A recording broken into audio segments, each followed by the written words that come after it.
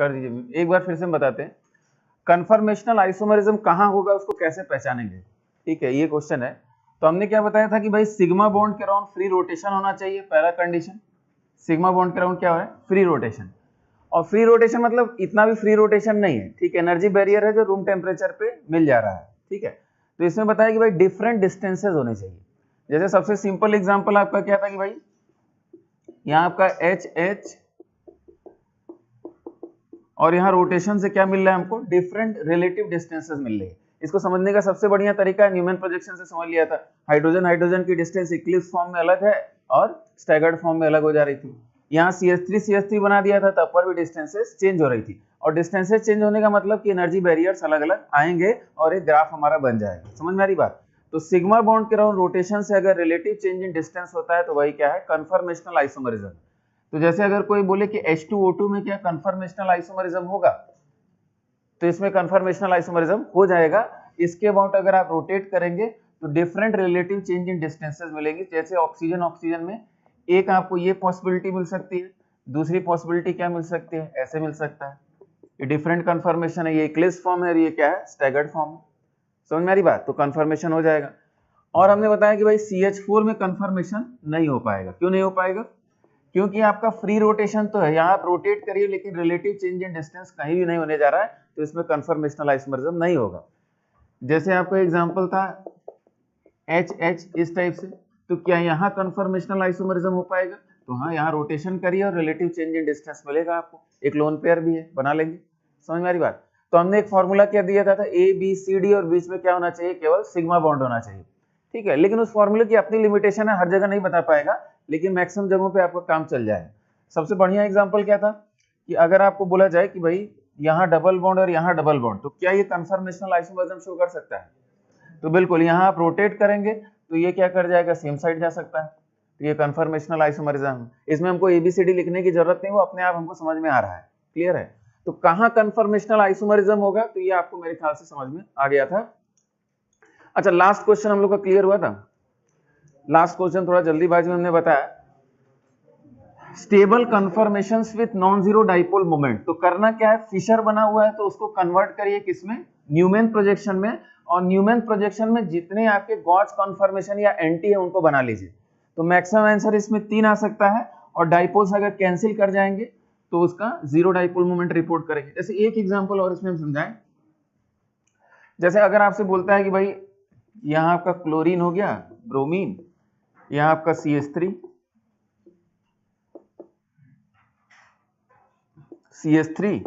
और यहाँ आपका ब्रोमीन हो गया, और आपसे कह रहा है कि भाई इसके stable conformations with non zero dipole moment. तो आपका काम तो वही है, यहाँ से व्यू करेंगे और इक्लिप्स प्रोजेक्शन बन जाएगा, और उसको 60 डिग्री से रोटेट करेंगे, फिर 120 से, फिर 120 से रोटेट कर देंगे। ठीक है, और आप चेक कर लेंगे। एक और सुविधा ये है कि एक बार आप बना लेंगे तो पहले इस कंपाउंड को चेक करेंगे। इस कंपाउंड को अगर हम एंटी क्लॉकवाइज रोटेट कर दें ऊपर वाले को होल्ड करके, तो हमको क्या दिख रहा है, Cl हो गया, यहाँ आपका Br हो गया, यहाँ मिथाइल हो गया, यहाँ क्या हो जाएगा, यहाँ भी मिथाइल आ जाएगा, और यहाँ आपका Cl और यहाँ Br आ जाएगा। तो हमको ये तो दिख रहा है कंपाउंड क्या है, मीजो है। तो अगर मीजो है तो इसका वन ऑफ द कन्फर्मेशन ये बन जाएगा, सब अपोजिट। ये समझ में आ रहा है। यहाँ आपका मिथाइल बनेगा तो यहाँ भी क्या हो जाएगा, मिथाइल। यहाँ ब्रोमीन बनेगा तो यहाँ भी आपका ब्रोमीन बन जाएगा, और यहाँ क्लोरीन होगा तो यहाँ भी क्लोरीन, ये बनेगा। जब आप बनाएंगे तो ये जरूर बन जाएगा जिसमें सेंटर ऑफ सिमेट्री आपको मिलेगी। तो इसका डाइपोल मोमेंट क्या है, 0 है, और बाकी दो का डाइपोल मोमेंट 0 नहीं हो पाएगा। तो इसका आंसर क्या आ जाएगा, 2 आ जाएगा। समझ में आ रही बात। तो एक बार आपने एक स्ट्रक्चर में अगर प्रैक्टिस कर लिया है तो उसके बाद आपको बहुत जरूरत नहीं पड़ेगी बनाने की। आप डायरेक्ट ही बता सकते हैं कि भाई इसका डाइपोल मोमेंट क्या है, या तो नहीं समझ में आ रहा है तो पूरा बनाइए। समझ में आ रही बात। ठीक है, तो या तो हम पहले इसको अलाइन करेंगे, ये समझेंगे कि मीजो है तो मीजो में वन ऑफ द कन्फर्मेशन में तो 0 होगा ही होगा। ठीक है, बाकी दो में नहीं 0 हो पाएगा। इसको रोटेट करिएगा, क्लोरीन यहाँ है तो क्लोरीन की दूसरी पोजीशन क्या है, यहाँ है, फिर क्लोरीन की पोजीशन क्या है, यहाँ है। तो 3 कन्फर्मेशन है, एक में 0 बाकी दो में 0 नहीं होगा। सामने वाले को फिक्स करके रोटेट कर रहे। समझ में आ रही बात। तो इसका आंसर क्या हो जाएगा, 2 हो जाएगा, stable conformations with non zero dipole moment. Answer लिख लीजिए। ठीक है, तो आपको क्वेश्चन पूछेगा तो ये नहीं कि तुरंत क्वेश्चन करने में लग गए, थोड़ा एक कॉमन सेंस लगाएंगे कि कंपाउंड दिया क्या हुआ है, पहले इसकी एनालिसिस कर लिया जाए, तो हो सकता है हमको बनाने की जरूरत ना पड़े, डायरेक्ट हमारा आंसर आ जाए। ठीक है, तो इस माइंडसेट से भी क्वेश्चन को हम लोग अप्रोच करेंगे। कंपाउंड मीजो कंपाउंड है। तो सबसे बेस्ट है होल्ड करके रोटेट करना। तो हम लोग का ये पॉइंट भी हो गया कि फिशर को न्यूमैन में कन्वर्ट किया, और न्यूमैन को फिशर में कन्वर्ट करना भी हमने बताया था, कुछ लोगों को उसमें प्रॉब्लम हो रही थी, ठीक है, आप उसको छोड़ भी सकते हैं। भाई हमने बताया था भाई ग्रुप्स ऐसे हैं तो आपको कहाँ बनाना है, उसको नीचे की तरफ ले आना है ताकि ग्रुप्स आपके बाहर की तरफ आए, ठीक है। और अगर आप नीचे से देख रहे हैं ग्रुप्स ऐसे हैं तो आपको ऊपर बनाना पड़ेगा ताकि ग्रुप्स आपके बाहर की तरफ आए। तो कुछ इस टाइप की चीज समझा रहे थे, लेकिन कोई बहुत जरूरी नहीं है, हमको पता था कि भाई न्यूमैन के क्वेश्चन न्यूमैन में ही कर लेंगे, कोई जरूरत नहीं कि उसको हम फिशर में कन्वर्ट करें, ठीक है। लेकिन एक बार और हम कोशिश कर ले। हमने यहाँ क्या बताया था, ब्रोमीन, यहाँ सपोज क्लोरीन हो गया, यहाँ आपका मिथाइल हो गया। पहली बात की जो फिशर बनाएंगे वो किससे बनेगा, इक्लिस से बनेगा। तो जो भी स्ट्रक्चर बना होगा उसको इक्लिस से बना लीजिए। यहाँ आपका क्लोरीन हो गया, यहाँ सपोज मान लीजिए मिथाइल हो गया, यहाँ आपका ब्रोमीन हो गया। सामने फर्स्ट हो गया, पीछे क्या है, सेकेंड है। आप ऊपर से व्यू कर रहे हैं और आपने स्ट्रक्चर बना दिया। तो सीधी सीधी बात हमने क्या किया था कि भाई 1 को कहाँ लिखिए, नीचे, और 2 को कहाँ लिखिए, ऊपर लिखिए। क्यों ऐसा कह रहे हैं, क्यों कह रहे हैं बताइए? क्योंकि स्ट्रक्चर्स कहाँ दिख रहे हैं, वी शेप में आपको ऐसे दिख रहे हैं, ठीक है, आप ऊपर से देख रहे हैं, और इसको आपको बनाना ऐसे है ताकि ये ग्रुप्स कहाँ आए, बाहर की तरफ आए। तो हमने कहा कि इनको इस कहाँ बनाएंगे, 1 को नीचे बनाएंगे। अगर आप 1 को ऊपर बना के बना देंगे तो क्या हो जाएगा, नीचे अंदर चला जाएगा, जिसपे आप ध्यान देंगे नहीं, क्योंकि फिशर में हम लोग फाइनली ध्यान दे नहीं पाते हैं कि ये ग्रुप्स कहाँ है, बाहर की तरफ, और ये ग्रुप्स कहाँ है, अंदर की तरफ। तो बाहर बनाना है तो 1 को कहाँ लिखिए, नीचे लिखिए। और दूसरा विजुअलाइजेशन क्या था, ऐसे स्ट्रक्चर बनाया था और यहां से व्यू कर रहे हैं, तो यहां से व्यू करेंगे तो 1 को कहाँ लिखेंगे, ऊपर लिखेंगे, और 2 को नीचे लिख लेंगे। सिंपल सी बात है, कन्वर्ट कर लेंगे। लेकिन प्रैक्टिकली क्वेश्चन में इन सब चीजों की हमको जरूरत पड़ती नहीं है, क्योंकि इसी में रोटेट करके हम लोग अपना आंसर निकाल लेते हैं। चलिए आगे बढ़ा जाए। अच्छा, एक और आगे बढ़ने से पहले एक और क्वेश्चन समझते हैं। काफी सिंपल एक पॉइंट है कि जैसे ये आपका 2 methyl 1 2 3 4 5 2 methyl pentane 3 methyl pentane, ये आपका 3 मिथाइल पेंटेन, ये आपका 1 हो गया, 2 3 4 5। कोई आपसे कहे कि इसके कन्फर्मेशंस बनाइए, कोई कहे कि स्टेबल कन्फर्मेशन बनाइए, और किसके अक्रॉस, C1 C2 के अक्रॉस। तो C1 C2 के अक्रॉस बनाने का मतलब क्या हुआ, C1 C2 के अक्रॉस कैसे बनाया जाएगा। तो 1 पे क्या क्या अटैच है, तो 1 पे तो 3 हाइड्रोजन अटैच है, ये आपका C1 हो गया। और पीछे C2 पे क्या अटैच है, तो C2 पे 2 हाइड्रोजन हम बीचों बीच बनाएंगे, क्योंकि हमको पता है स्टैगर्ड बनाना है, ठीक है। और पीछे क्या अटैच है 2 पे, तो 2 पे एक कार्बन है, उससे मिथाइल अटैच है, और उससे क्या है 2 कार्बन अटैच है। ये समझ में आया, हमने वही स्ट्रक्चर बनाया है, ठीक है। तो ये रिप्रेजेंट किसको करा है, जैसे क्वेश्चन ये भी पूछा जाता है कि which of the following represents 3 methyl pentane. क्या ये 3 मिथाइल पेंटेन है, बिल्कुल ये 3 मिथाइल पेंटेन। समझ में आ रही बात। क्वेश्चन को और घुमाने के लिए यहां से हेलोजिनेशन, इसके Cl2H कर दिया और मोनो हेलो डेरिवेटिव पूछ रहा है आपसे, ठीक है। तो आप स्ट्रक्चर को क्या करेंगे, पहले वैसे लिख लेंगे, अपना आराम से स्ट्रक्चर बना लेंगे, कोई जरूरत नहीं इसमें क्वेश्चन करने की। हाँ, लेकिन ये आपको समझना है कि सामने CH3 है, पीछे क्या है CH2, उससे क्या जुड़ा हुआ है CH, फिर यहाँ CH3, फिर CH2, फिर CH3। जैसे कोई कहे कि भाई C2 C3 के क्रॉस जरा बताइए, C2 C3, तो 2 पे क्या अटैच है जरा बताइए, ठीक है। तो C2 C3 के क्रॉस हमने बनाया, तो 2 पे हमको दिख रहा है क्या, एक मिथाइल है और 2 हाइड्रोजन है। अब पीछे 3 पे देखा जाए, एक मिथाइल है, एक इथाइल है, एक हाइड्रोजन है। तो हम एक काम करेंगे भाई, इथाइल को इससे दूर बनाएंगे, 180 डिग्री अपोजिट बनाएंगे, क्योंकि सबसे बड़े ग्रुप को सबसे बड़े ग्रुप से अपोजिट बना दिया जाए। समझ में आ रही बात। तो हमने यहाँ सीधे सीधे क्या लिख दिया, इथाइल लिख दिया, यहाँ आपको मिथाइल लिखना पड़ेगा, यहाँ आपको हाइड्रोजन लिखना पड़ेगा। तो ये इसका सबसे स्टेबल कन्फर्मेशन हो गया। कोई कहे कि भाई C2 C3 के क्रॉस सबसे स्टेबल कन्फर्मेशन बताइए, तो वो ये है, ठीक है। आप रोटेट करेंगे तो मिथाइल यहाँ आ सकता है, इथाइल यहाँ आ सकता है, लेकिन वो लेस स्टेबल हो जाएगा। समझ में आ रही बात। स्टेरिक हिंड्रेंस होगा इथाइल और मिथाइल का, तो इनको दूर रखा आपने, तो ये सबसे स्टेबल कन्फर्मेशन हो गया, बन गया। और कोई कहे कि भाई C3 C4 के क्रॉस बनाइए, C3 C4, लास्ट इसमें एक और ट्राई कर लेते हैं।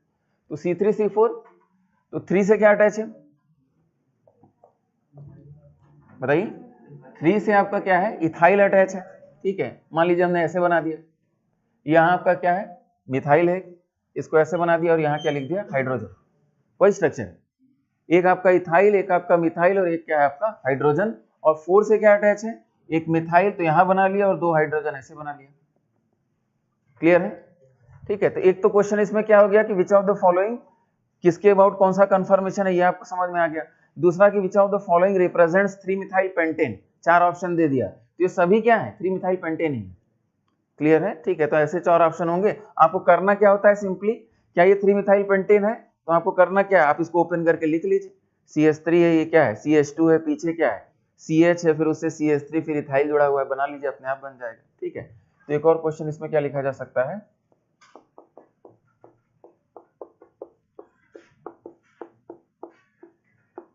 which of the following represents 3-methyl pentane। इसमें कोई कठिन क्वेश्चन नहीं बनाया जा सकता है। ठीक है, बस ये आपके ऊपर है कि भाई आप आसानी से उसको सीखें और कर ले उसको।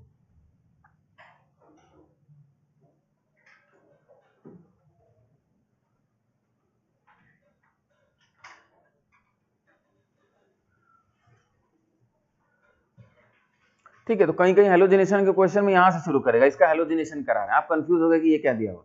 ठीक है, ये 3-मिथाइल पेंटेन है। ठीक है, इसका हेलोजिनेशन कराइए, हेलो डेरिवेटिव्स बताइए, तो इसका आंसर जो होगा वही इसका आंसर होगा। ठीक है, ये सबको क्लियर है, बना लिया आपने। अच्छा, क्वेश्चन के और क्या रिप्रेजेंटेशन हो सकते हैं, इसको पहले जल्दी से बना लीजिए, आपने से कर लीजिएगा। जैसे हमने यहाँ ए बना दिया और यहाँ हमने बी बना दिया, समझ में आ रही बात, ए और बी बना दिया, और कह रहे हैं कि भाई which of the following is conformation of, ठीक है, correct combination of A and B for 3-मिथाइल पेंटेन। समझ में आ रही बात, 3-मिथाइल पेंटेन को कौन रिप्रेजेंट कर रहा है, तो ए और बी के कॉम्बिनेशन में ए क्या होगा, मिथाइल होगा, और बी क्या होगा, इथाइल होगा। या और कोई कॉम्बिनेशन हो सकता है, कहीं भी हम ये भी कर सकते हैं, यहाँ ये कर दिया और यहाँ इसको बी कर दिया, तो यहाँ ये क्या होगा, हाइड्रोजन, और ये बी, ये वाला स्ट्रक्चर होगा, तो वेरियस ऑप्शन हो जाएंगे उसकी। समझ में आ रही बात, ठीक है। तो इसमें भी ऑप्शन बना के आपको क्वेश्चन देखने को मिलेगा, जो एडवांस है, इसमें सवाल पूछे गए हैं, तो एकदम कॉमन सेंस की बात है। अच्छा, इसको करने का सबसे बढ़िया तरीका है ऑप्शन से करिएगा, ऑप्शन को एडजस्ट करिएगा, उसका यूपीएससी ने देखिएगा। ठीक है, तो सबसे आसान पड़ता है, यानी सभी पॉसिबिलिटी में क्वेश्चंस की बात हम लोग समझ गए।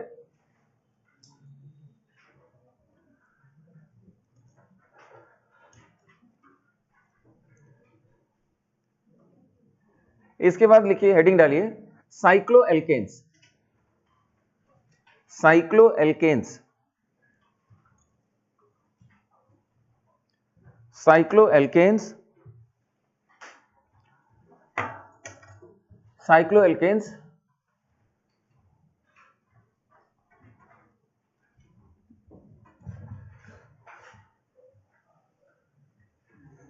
अच्छा, साइक्लोएल्केन्स क्या है, ठीक है, टॉपिक थोड़ा लंबा है, लेकिन हम लोग समराइज करेंगे आज ये क्लास में, इसको खत्म भी करना है। ठीक है, तो ध्यान से समझने की कोशिश किया जाए। एक पॉइंट हमने बताया था साइक्लोप्रोपेन, साइक्लोब्यूटेन, साइक्लोपेंटेन और साइक्लोहेक्सेन के लिए। ठीक है, क्या बताया था कि साइक्लोप्रोपेन प्लेनर होता है, बाकी सब नॉन प्लेनर होते हैं। दूसरा पॉइंट क्या डिस्कस किया था कि सबसे स्टेबल क्या होता है, साइक्लोहेक्सेन, फिर साइक्लोपेंटेन, फिर साइक्लोब्यूटेन, फिर साइक्लोप्रोपेन। साइक्लोप्रोपेन और साइक्लोब्यूटेन में एंगल स्ट्रेन का जबरदस्त इश्यू होता है, इतना हम लोग ने डिस्कस कर लिया था। ठीक है, और हीट ऑफ कंबशन पर कार्बन एटम सबसे कम किसका होता है, साइक्लोहेक्सेन का होता है। ठीक है, जो रेफरेंस है स्टेबिलिटी का वो क्या है, हीट ऑफ कंबशन पर कार्बन एटम, ये रेफरेंस होता है स्टेबिलिटी का। समझ में आ रही बात। तो अब हम लोग बारी बारी से स्ट्रक्चर्स को देखा जाए, तो साइक्लोप्रोपेन का तो ऑर्बिटल डायग्राम बना भी चुके हैं, और उसके आधार पर हम लोग ने एक्सप्लेन क्या किया था, stability of cyclopropyl methyl carbocation. ठीक है, इसके बाद हम लोग साइक्लोब्यूटेन से शुरू करते हैं, साइक्लोब्यूटेन। ठीक है, साइक्लोब्यूटेन का स्ट्रक्चर, ठीक है, एक एक लाइन इनके बारे में खाली हम लोग को जानना है। साइक्लोब्यूटेन की अगर बात करें तो साइक्लोब्यूटेन में एंगल तो ये दिख रहा है 90 डिग्री, प्लेनर स्ट्रक्चर अगर मान रहे हैं तो एंगल क्या है, 90 डिग्री है, जबकि एक्चुअल में प्लेनर स्ट्रक्चर नहीं होता है। इसका स्ट्रक्चर एक्चुअल में होता है, ठीक है, थोड़ा सा 3 डायमेंशनल स्ट्रक्चर हो जाता है अगर इसको हम ऐसे बनाने की कोशिश करें।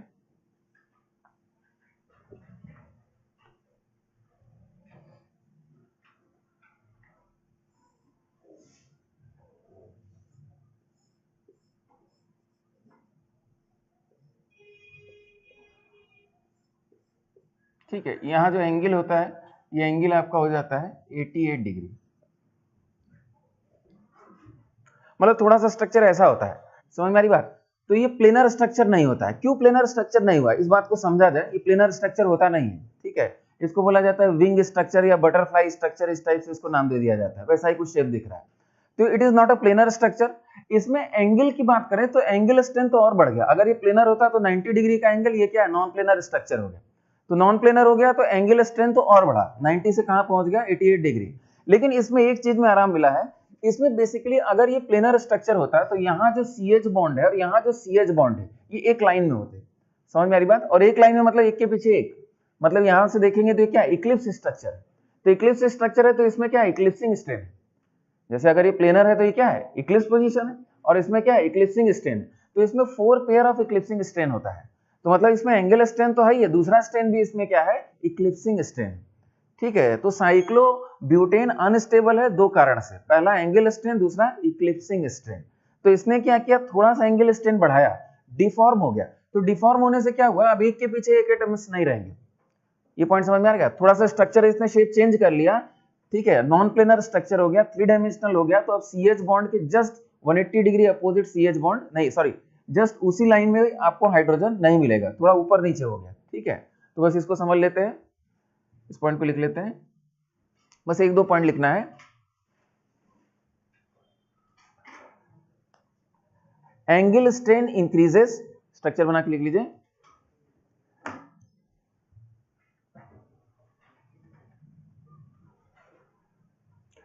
Angle strain increases slightly, angle strain increases slightly, but eclipsing strain decreases, but eclipsing strain decreases। eclipsing strain में कमी आ जाती है, जिसके कारण ये ओवरऑल नॉन प्लेनर हो जाता है और विंग स्ट्रक्चर या बटरफ्लाई स्ट्रक्चर को अडॉप्ट कर लेता है। इसके अलावा इसमें हमको कुछ नहीं जानना है। साइक्लोपेंटेन की बात करें तो साइक्लोपेंटेन बेयर एंगल स्ट्रेन की जो थ्योरी है उसके अनुसार सबसे स्टेबल जो होता है वो साइक्लोपेंटेन होता है, लेकिन एक्चुअल में ऐसी बात नहीं है। ठीक है, अच्छा, अगर एंगल्स की बात किया जाए फिर से इसका स्ट्रक्चर अगेन 3 डायमेंशनल स्ट्रक्चर हो जाता है। और 3 डायमेंशनल स्ट्रक्चर को हम लोग ऐसे बनाते हैं, यहाँ आपका एक हिस्सा क्या हो गया, ऊपर हो गया। ठीक है, इसको ऐसे बना लिया, पहले बना लीजिए फिर समझते हैं। या इसको 3 डायमेंशनल व्यू देना है तो कुछ ऐसे बना सकते हैं।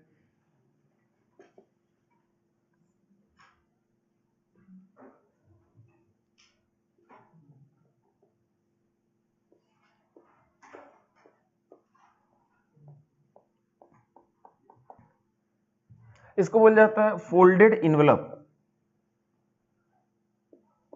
फोल्डेड इन्वेलप, फोल्डेड इन्वेलप या ओपन इन्वेलप स्ट्रक्चर बोला जाता है।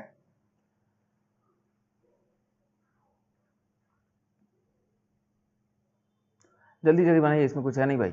देखिए फिर से समस्या समझने की कोशिश करिए कि साइक्लोपेंटेन अगर प्लेनर होगा तो इसमें क्या होगा, 5 पेयर ऑफ इक्लिप्सिंग स्ट्रेन। ठीक है, तो इक्लिप्सिंग स्ट्रेन से ये क्या हो जाएगा, अनस्टेबल हो जाएगा। तो इसने क्या अडॉप्ट कर लिया, नॉन प्लेनर स्ट्रक्चर अडॉप्ट कर लिया, एक हिस्सा ऊपर उड़ गया। बस ये समझिए कि 1 2 3 4 ये चारों बोर्ड के प्लेन में है और ये एक हिस्सा ऊपर आ गया या नीचे चला गया। समझ में आ रही बात, ये वाला कार्बन थोड़ा सा ऊपर उड़ गया, आपका बॉन्ड ऐसे हो गया। समझ में आ रही बात, इससे क्या हो गया, इक्लिप्सिंग स्ट्रेन में थोड़ा सा कमी हो गया, एक के पीछे एक आपके बॉन्ड्स नहीं रह पाएंगे। अच्छा, एक बात और समझने की कोशिश करिए, हालांकि इसको हम लोग को डिटेल में पढ़ना नहीं है, बारी बारी से सभी कार्बन ऊपर नीचे जाते हैं। जैसे ये ऊपर उठा फिर प्लेन में आया, फिर ये ऊपर उड़ जाएगा प्लेन में जाएगा, फिर ये ऊपर उड़ जाएगा प्लेन में जाएगा, ये लगातार प्रोसेस चलता रहता है और यही कन्फर्मेशन है। लेकिन इसके कन्फर्मेशन हमको नहीं पढ़ना है। तो कौन सा कार्बन उड़ता है, सभी उड़ते हैं, बारी बारी से सभी कार्बन ऊपर नीचे जाते हैं। तो इससे इक्लिप्सिंग स्ट्रेन में थोड़ा बहुत कमी आ गई, लेकिन अभी भी इसमें क्या है, इक्लिप्सिंग स्ट्रेन रहता है, क्योंकि 4 एटम तो एक समय प्लेन में दिखते ही है। समझ में आ रही बात, तो इट हैज इक्लिप्सिंग स्ट्रेन, लेकिन एंगल स्ट्रेन इसमें नहीं होता है। एंगल 109 डिग्री 28 मिनट होता है। ठीक है, तो लिख लेते हैं, but still it has eclipsing strain, but still it has eclipsing strain,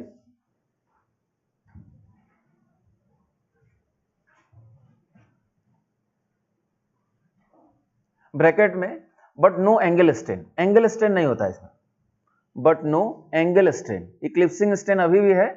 ठीक है, लेकिन एंगल स्ट्रेन का इश्यू इसमें नहीं रहता है। हाँ, प्लेनर रहता तो ज्यादा इक्लिप्सिंग स्ट्रेन होता, उससे बचने के लिए नॉन प्लेनर हो गया। ठीक है, तो फोल्डेड इन्वेलप स्ट्रक्चर, बस इतना ही इसमें जानकारी करना है।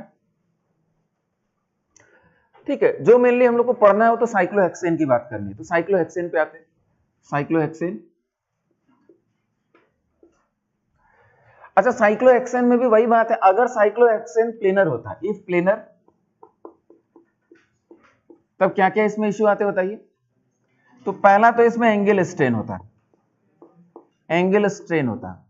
एंगल स्ट्रेन क्यों होता है, ये बॉन्ड एंगल 120 डिग्री का हो जाता है, ये एंगल स्ट्रेन हो जाता है। समझ में आ रही बात, ठीक है, तो बॉन्ड एंगल 120 का होता है, एंगल स्ट्रेन हो जाता है। दूसरा 6 पेयर ऑफ इक्लिप्सिंग स्ट्रेन, जबरदस्त eclipsing strain, 6 pair of eclipsing strain,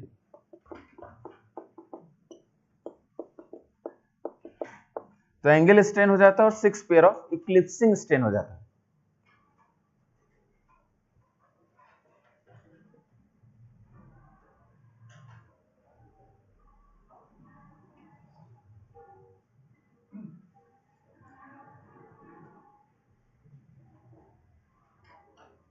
so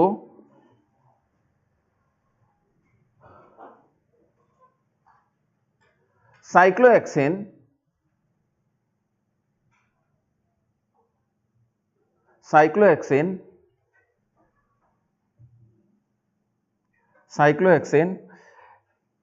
adopts पकड़ स्ट्रक्चर, साइक्लोहेक्सेन adopts पकड़ स्ट्रक्चर। अच्छा, पकड़ लिटरल मीनिंग क्या होता है? पकड़ मतलब होता है फोल्डिंग, 3 डायमेंशनल स्ट्रक्चर। तो जो पकड़ स्ट्रक्चर होता है वो सबका होता है, जैसे साइक्लोप्रोपेन प्लेनर है और बाकी सब क्या है? नॉन प्लेनर है, तो सब में क्या हो गया? पकड़ स्ट्रक्चर हो गया। पकड़ स्ट्रक्चर मतलब क्या हो गया? फोल्डिंग हो गई। समझ में आ रही बात? इसकी हम लोग ज्यादा अच्छे से पढ़ते हैं, तो इसलिए हम लोग इसमें ये टर्म इंट्रोड्यूस कर रहे हैं। बाकी कहीं भी आपको बोलता है कि साइक्लोहेक्सेन में क्या हो गई? पकड़ स्ट्रक्चर हो गया, तो पकड़ स्ट्रक्चर क्या है? 3 डायमेंशनल स्ट्रक्चर हो गया, बस यही इसका मतलब है। तो सो इट adopts पकड़ स्ट्रक्चर with two interconvertible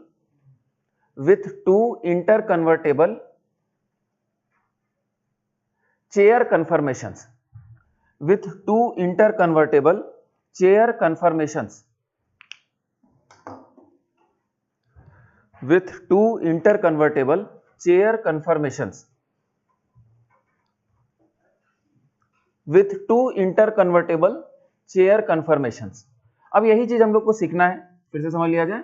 तो साइक्लोहेक्सेन प्लेनर नहीं होता है, 3 डायमेंशनल होता है, जिसको पकड़ स्ट्रक्चर बोला जाता है, जिसमें 2 स्ट्रक्चर्स आपस में इक्विलिब्रियम में रहते हैं, जिनको चेयर कन्फर्मेशन बोला जाता है। अब फिर से अगर इसको समझें तो ये बेसिकली मॉलिक्यूलर फॉर्मूला इसका C6H12 का है, ठीक है, और इसका 5 लेयर का अरेंजमेंट हो जाता है। 5 लेयर का अरेंजमेंट मतलब कि इसमें 2 कार्बन के प्लेन हो जाते हैं, ठीक है, और ये आपका 2 कार्बन के प्लेन हो गए। ऊपर वाले को हम कह रहे हैं कार्बन ऑफ अपर प्लेन, नीचे वाला क्या है? Carbon of lower plane. तो ये आपका हो गया कार्बन ऑफ अपर प्लेन और carbon of lower plane, carbon of lower plane, ठीक है। तो कार्बन 2 लेयर्स में हो जाएगा, एक ऊपर के लेयर में 3 कार्बन होंगे, नीचे के लेयर में 3 कार्बन होंगे। एक कार्बन 2 हाइड्रोजन से जुड़ा हुआ है, तो एक हाइड्रोजन इसका ऊपर जाएगा, इसका भी एक हाइड्रोजन ऊपर जाएगा और इसका भी एक हाइड्रोजन ऊपर जाएगा, जिसको हम बोलेंगे एक्सियल हाइड्रोजन, एक्सियल हाइड्रोजन, ये एक्सियल हाइड्रोजन। और इसका एक हाइड्रोजन नीचे की तरफ आएगा, ठीक है, जिसको हम बोलेंगे equatorial hydrogen, equatorial hydrogen. Similarly नीचे वाले कार्बन भी 2 हाइड्रोजन से जुड़ेंगे, इनका एक हाइड्रोजन नीचे आएगा, इसका भी एक हाइड्रोजन नीचे आएगा, इसका भी एक हाइड्रोजन नीचे आएगा, और इनका एक एक हाइड्रोजन ऊपर की तरफ कंट्रीब्यूट होगा। समझ में आ रही बात? तो नीचे वाले का ऊपर वाला हाइड्रोजन इक्वेटोरियल होता है और नीचे वाले कार्बन का नीचे वाला हाइड्रोजन अगेन क्या होता है? Axial.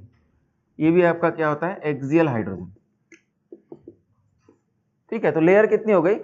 First layer, second layer, third layer, fourth layer और फिफ्थ लेयर। तो पहले इसको बना लीजिए, फिर इसको स्ट्रक्चर में समझते हैं।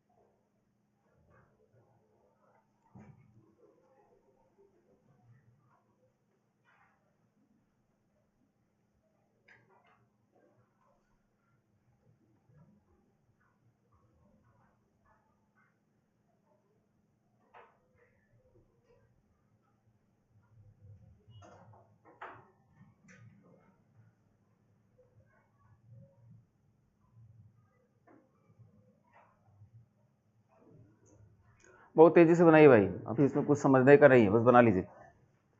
तो फिर से अब इसी चीज को स्ट्रक्चर में समझाते हैं। अच्छा, एक्सियल इक्वेटोरियल को आप इससे कोरिलेट कर सकते हैं, ठीक है। जो इक्वेटर पे होगा उसको इक्वेटोरियल बोलेंगे, और जो अलोंग द एक्सिस होगा उसको क्या बोलेंगे, एक्सियल बोलेंगे। तो ये भी एक्सियल है, ये भी एक्सियल है, और ये क्या है, इक्वेटोरियल। ऐसी सिचुएशन होती है, ठीक है। तो फिर से समझा जाए, ऊपर वाले कार्बन का ऊपर वाला क्या होता है, एक्सियल, और नीचे वाला इक्वेटोरियल, और नीचे वाले कार्बन का नीचे वाला एक्सियल और ऊपर वाला इक्वेटोरियल होता है, ठीक है। बस इसी चीज को समझेंगे।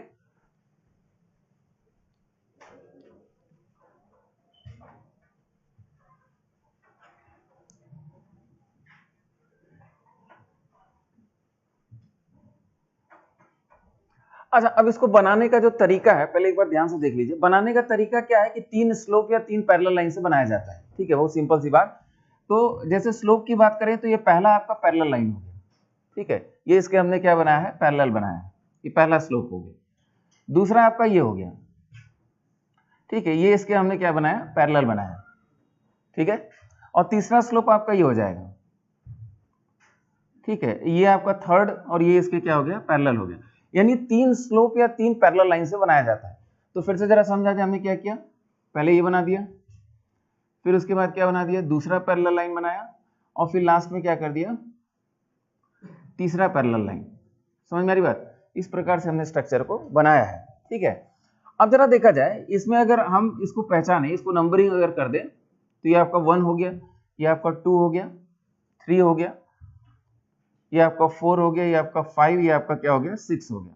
तो इसमें अगर आप ध्यान से देखेंगे तो 1, अब ये 3 डायमेंशनल स्ट्रक्चर है, ठीक है। तो इसमें एक चीज समझने की कोशिश करिए कि 1, 3 और 5 ये एक प्लेन, अपर प्लेन के कार्बन है। समझ में आ रही बात? 1, 3, 5 क्या है, अपर प्लेन के कार्बन है, ये अपर प्लेन का कार्बन है, ठीक है। और यानी 2, 4 और 6 क्या है, लोअर प्लेन के कार्बन है। अपर लेयर और लोअर लेयर हो गया, ठीक है। तो ये आपके लोअर प्लेन के कार्बन हो गए। ये पॉइंट भी आपको समझ में आया, इसको लिख लिया जाएगा। अच्छा, इससे क्या है, एक एक्सियल हाइड्रोजन जुड़ना है, एक इक्वेटोरियल हाइड्रोजन जुड़ना है। तो ऊपर वाले का एक्सियल कहां होता है, ऊपर की तरफ, ठीक है। तो ये आपका एक्सियल हाइड्रोजन हो गया, ये भी आपका क्या हो गया, एक्सियल हाइड्रोजन हो गया। नीचे वाले का एक्सियल कहां होता है, नीचे की तरफ, ठीक है, नीचे की तरफ, और यहां भी क्या है, नीचे की तरफ। तो एक्सियल हाइड्रोजन हमने सभी बना दिया। ऊपर वाले का ऊपर होता है, नीचे वाले का नीचे की तरफ होता है। अब इसका इक्वेटोरियल हाइड्रोजन कहां होगा, नीचे की तरफ, ऊपर वाले का नीचे होगा। अब नीचे होगा तो आपने फर्स्ट स्लोप इस्तेमाल किया, थर्ड इस्तेमाल किया, सेकंड के पैरेलल बनाएंगे। तो सेकंड कौन है, ये है, इसके पैरेलल बना दीजिए। तो इसके पैरेलल बना दिया, ऐसा जेड आपको दिखेगा, तो ये आपने पैरेलल बना दिया, और यहाँ हाइड्रोजन है। ये आपका एक्सियल हो गया, ये आपका क्या होगा, इक्वेटोरियल होगा। फिर से जरा यहाँ समझने की कोशिश करिए। नीचे वाले का एक्सियल नीचे होता है, इक्वेटोरियल कहाँ होगा, ऊपर की तरफ। तो ऊपर की तरफ मतलब फर्स्ट और सेकंड स्लोप इस्तेमाल कर दिया तो थर्ड के पैरेलल बनाएगा। ये थर्ड है, थर्ड के आपने क्या कर दिया, पैरेलल बना दिया, ऐसे जेड बन गया, ये आपका थर्ड हो गया, ठीक है। तो ये आपका क्या हो गया, एक्सियल, और ये क्या हो गया आपका इक्वेटोरियल। इसी प्रकार से हर जगह बना लेंगे। और फाइनली आपको ये समझ में आएगा ऐसा क्यों बना रहे हैं। देखिए परफेक्ट आपको टेट्राहेड्रल दिख रहा होगा, यहाँ हाइब्रिडाइजेशन भी sp3 और बॉन्ड एंगल भी कितना है, 109 डिग्री 28 मिनट है, परफेक्ट टेट्राहेड्रल। और यहाँ भी आपको दिख रहा होगा ये क्या है, परफेक्ट टेट्राहेड्रल स्ट्रक्चर। यहाँ देखिए इसका एक्सियल ऊपर है, इक्वेटोरियल कहाँ होगा, नीचे की तरफ। तो सेकंड और थर्ड इस्तेमाल कर दिया, तो फर्स्ट के क्या कर दीजिए, पैरेलल बना दीजिए, फर्स्ट के पैरेलल बना दिया आपने, ठीक है। तो ये आपका एक्सियल हो गया, ये आपका क्या हो गया, इक्वेटोरियल हो गया। बना लीजिए अपने से।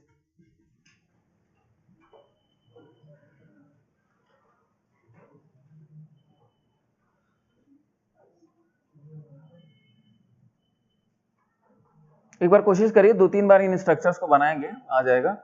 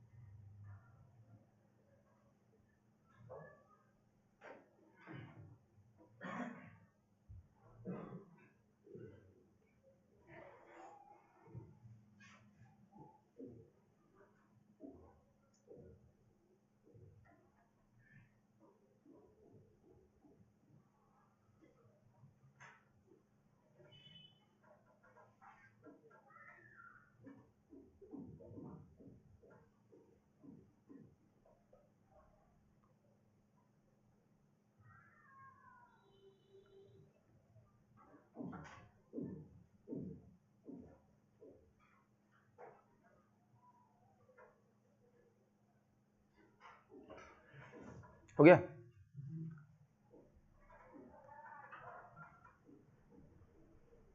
ठीक है, जल्दी से बना लीजिएगा। ये देखिए 135 are carbon of upper plane, 246 are carbon of lower plane. थोड़ा सा इसको समझा जाएगा।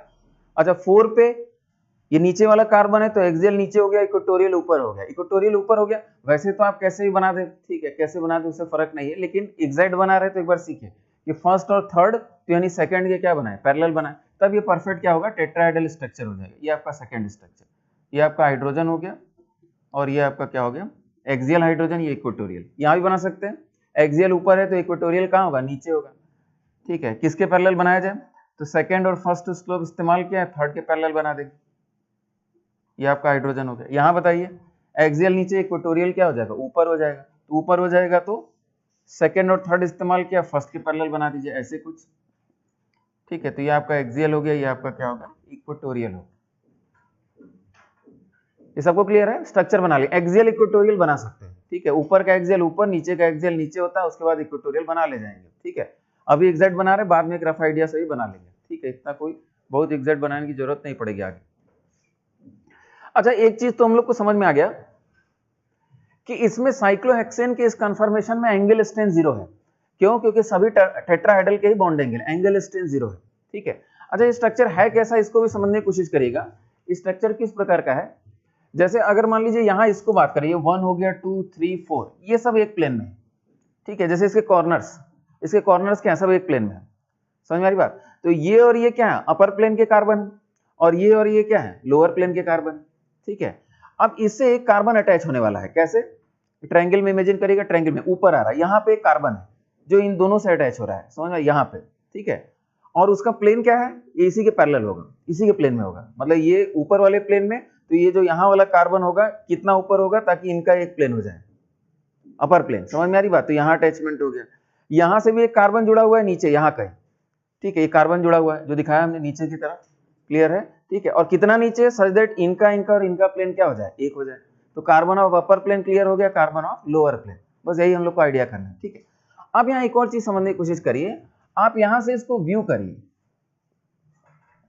हमको एक और चीज जाननी है, और क्या इसमें जानना है, ठीक है, हमको ये जानना है कि इसमें एंगल स्ट्रेन तो नहीं है, क्या इक्लिप्सिंग स्ट्रेन भी नहीं है। तो उसको समझने का एक सबसे बढ़िया तरीका ये है कि हम आपसे पूछना चाह रहे हैं कि ये हाइड्रोजन, खाली इस पे फोकस करिए, 3 और 4 पे, 3 और 4 पे। तो 3 और 4 पे ये वाला हाइड्रोजन क्या 180 डिग्री अपोजिट दिख रहा है भाई? एक ऊपर की तरफ जा रहा है, दूसरा क्या है, ऐसे नीचे की तरफ जा रहा है, तो 180 डिग्री अपोजिट है। तो 180 डिग्री अपोजिट मतलब ये क्या है, स्टैगर्ड है। और अगर ये अपोजिट है तो बाकी बॉन्ड्स भी क्या होंगे, 180 डिग्री अपोजिट होगी। समझ में आ रही बात? तो ये परफेक्टली स्टैगर्ड स्ट्रक्चर होता है। ये समझ में आ रहा क्या बोल रहा है? तो जब ये अपोजिट है 180 डिग्री, या कहीं भी देख सकते हैं, ये हाइड्रोजन और ये हाइड्रोजन क्या है, 180 डिग्री अपोजिट है इस लाइन पे।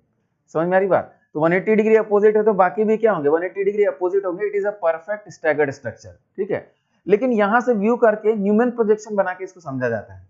तो न्यूमैन प्रोजेक्शन जरा बनाते, तो न्यूमैन प्रोजेक्शन हम बना रहे हैं। ठीक है, इसको भी ध्यान से समझने की कोशिश करिएगा। यहां हमको इधर से व्यू कर रहे हैं तो सामने क्या दिख रहा है, 2, और ये उसके पीछे क्या है, 1 है। 4 के पीछे क्या है, 5 है। तो सामने वाला आपका क्या है, 2 है। ठीक है, और पीछे वाला क्या है इसके, ये वाला 2, और ये क्या है आपका 4 है। ये समझ में आया? 2 और 4 दिख रहा है। 2 और 4 कनेक्टेड है, 2 और 4 कनेक्टेड है ऊपर की तरफ 3 से। 2 और 4 ऊपर की तरफ किससे कनेक्टेड है, 3 से। ये समझ में आया? ये आपका 3 से कनेक्टेड है। ठीक है, अच्छा 2 पे और क्या क्या अटैचमेंट है, 2 पे एक हाइड्रोजन ऐसे है और एक हाइड्रोजन यहां है। ठीक है, और बेटर बनाना चाहिए आपका 120 डिग्री का एंगल बीच में होना चाहिए सर। ठीक है, चलिए ठीक है, इसको और ढंग से बनाया जाए। ये आपका लगभग ऐसे बना दिया हमने। ठीक है, ये पॉइंट क्लियर हुआ? तो 2 पे क्या अटैच है, फिर से समझा जाए। 2 पे, 2 आपका ये है ना, हाँ, 2 पे क्या अटैच है, और एक हाइड्रोजन अटैच है, और एक क्या, 2 हाइड्रोजन अटैच है, और एक बॉन्ड आपका क्या है, ऊपर वाला 3 हमने अटैच कर दिया। क्लियर है? अच्छा 2 पे जो हाइड्रोजन है, ये सर्किल वाला क्या है, एक्सियल है। तो आपको ये भी समझ में आना चाहिए कि ये वाला क्या है, इसमें एक्सियल है, और ये क्या है आपका, इक्वेटोरियल है। ये भी समझ में आ गया, एक्सियल और इक्वेटोरियल। ये पॉइंट क्लियर हुआ? अच्छा अब 4 से देखा जाए तो 4 से भी एक एक्सियल और एक क्या है, इक्वेटोरियल। तो हमको पता है कि भाई इसको ऐसे बना दिया जाए, ये आपका हाइड्रोजन हो गया और यहाँ भी आपका हाइड्रोजन हो गया। ये आपका एक्सियल हो गया, ये आपका क्या हो गया, इक्वेटोरियल हो गया। ठीक है, यहां तक आपको क्लियर हो। और बताइए क्या अटैच है। तो 2 के पीछे क्या है, 2 के पीछे 1 है और 4 के पीछे 5 है, तो ये आपका 1 हो गया, ये आपका क्या हो गया, 5 हो गया। 1 और 5 अटैच है नीचे की तरफ किससे, 6 से, तो 1 और 5 इसके बीचों बीच अगर हम बनाए तो पीछे अटैच है किससे, 6 से। ये आपका 6 का अटैचमेंट है, ये समझ में आ गया।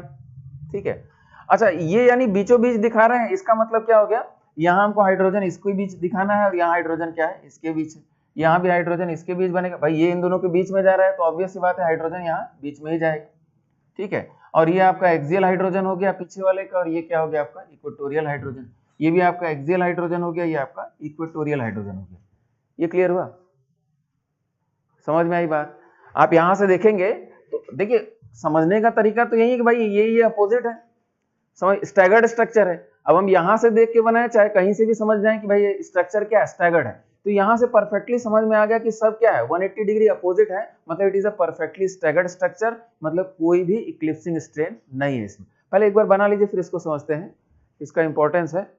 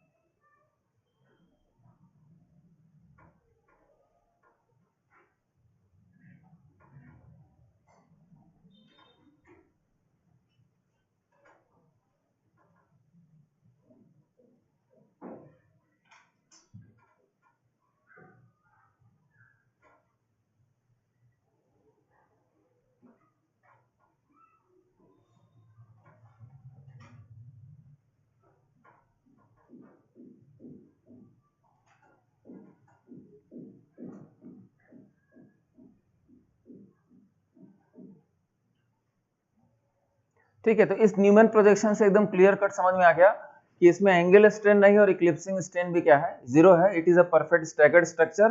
तो साइक्लोहेक्सेन के कंफर्मेशन में नो एंगल स्ट्रेन और नो इक्लिप्सिंग स्ट्रेन, ये चेयर कंफर्मेशन बना हुआ है, इट इज चेयर कंफर्मेशन।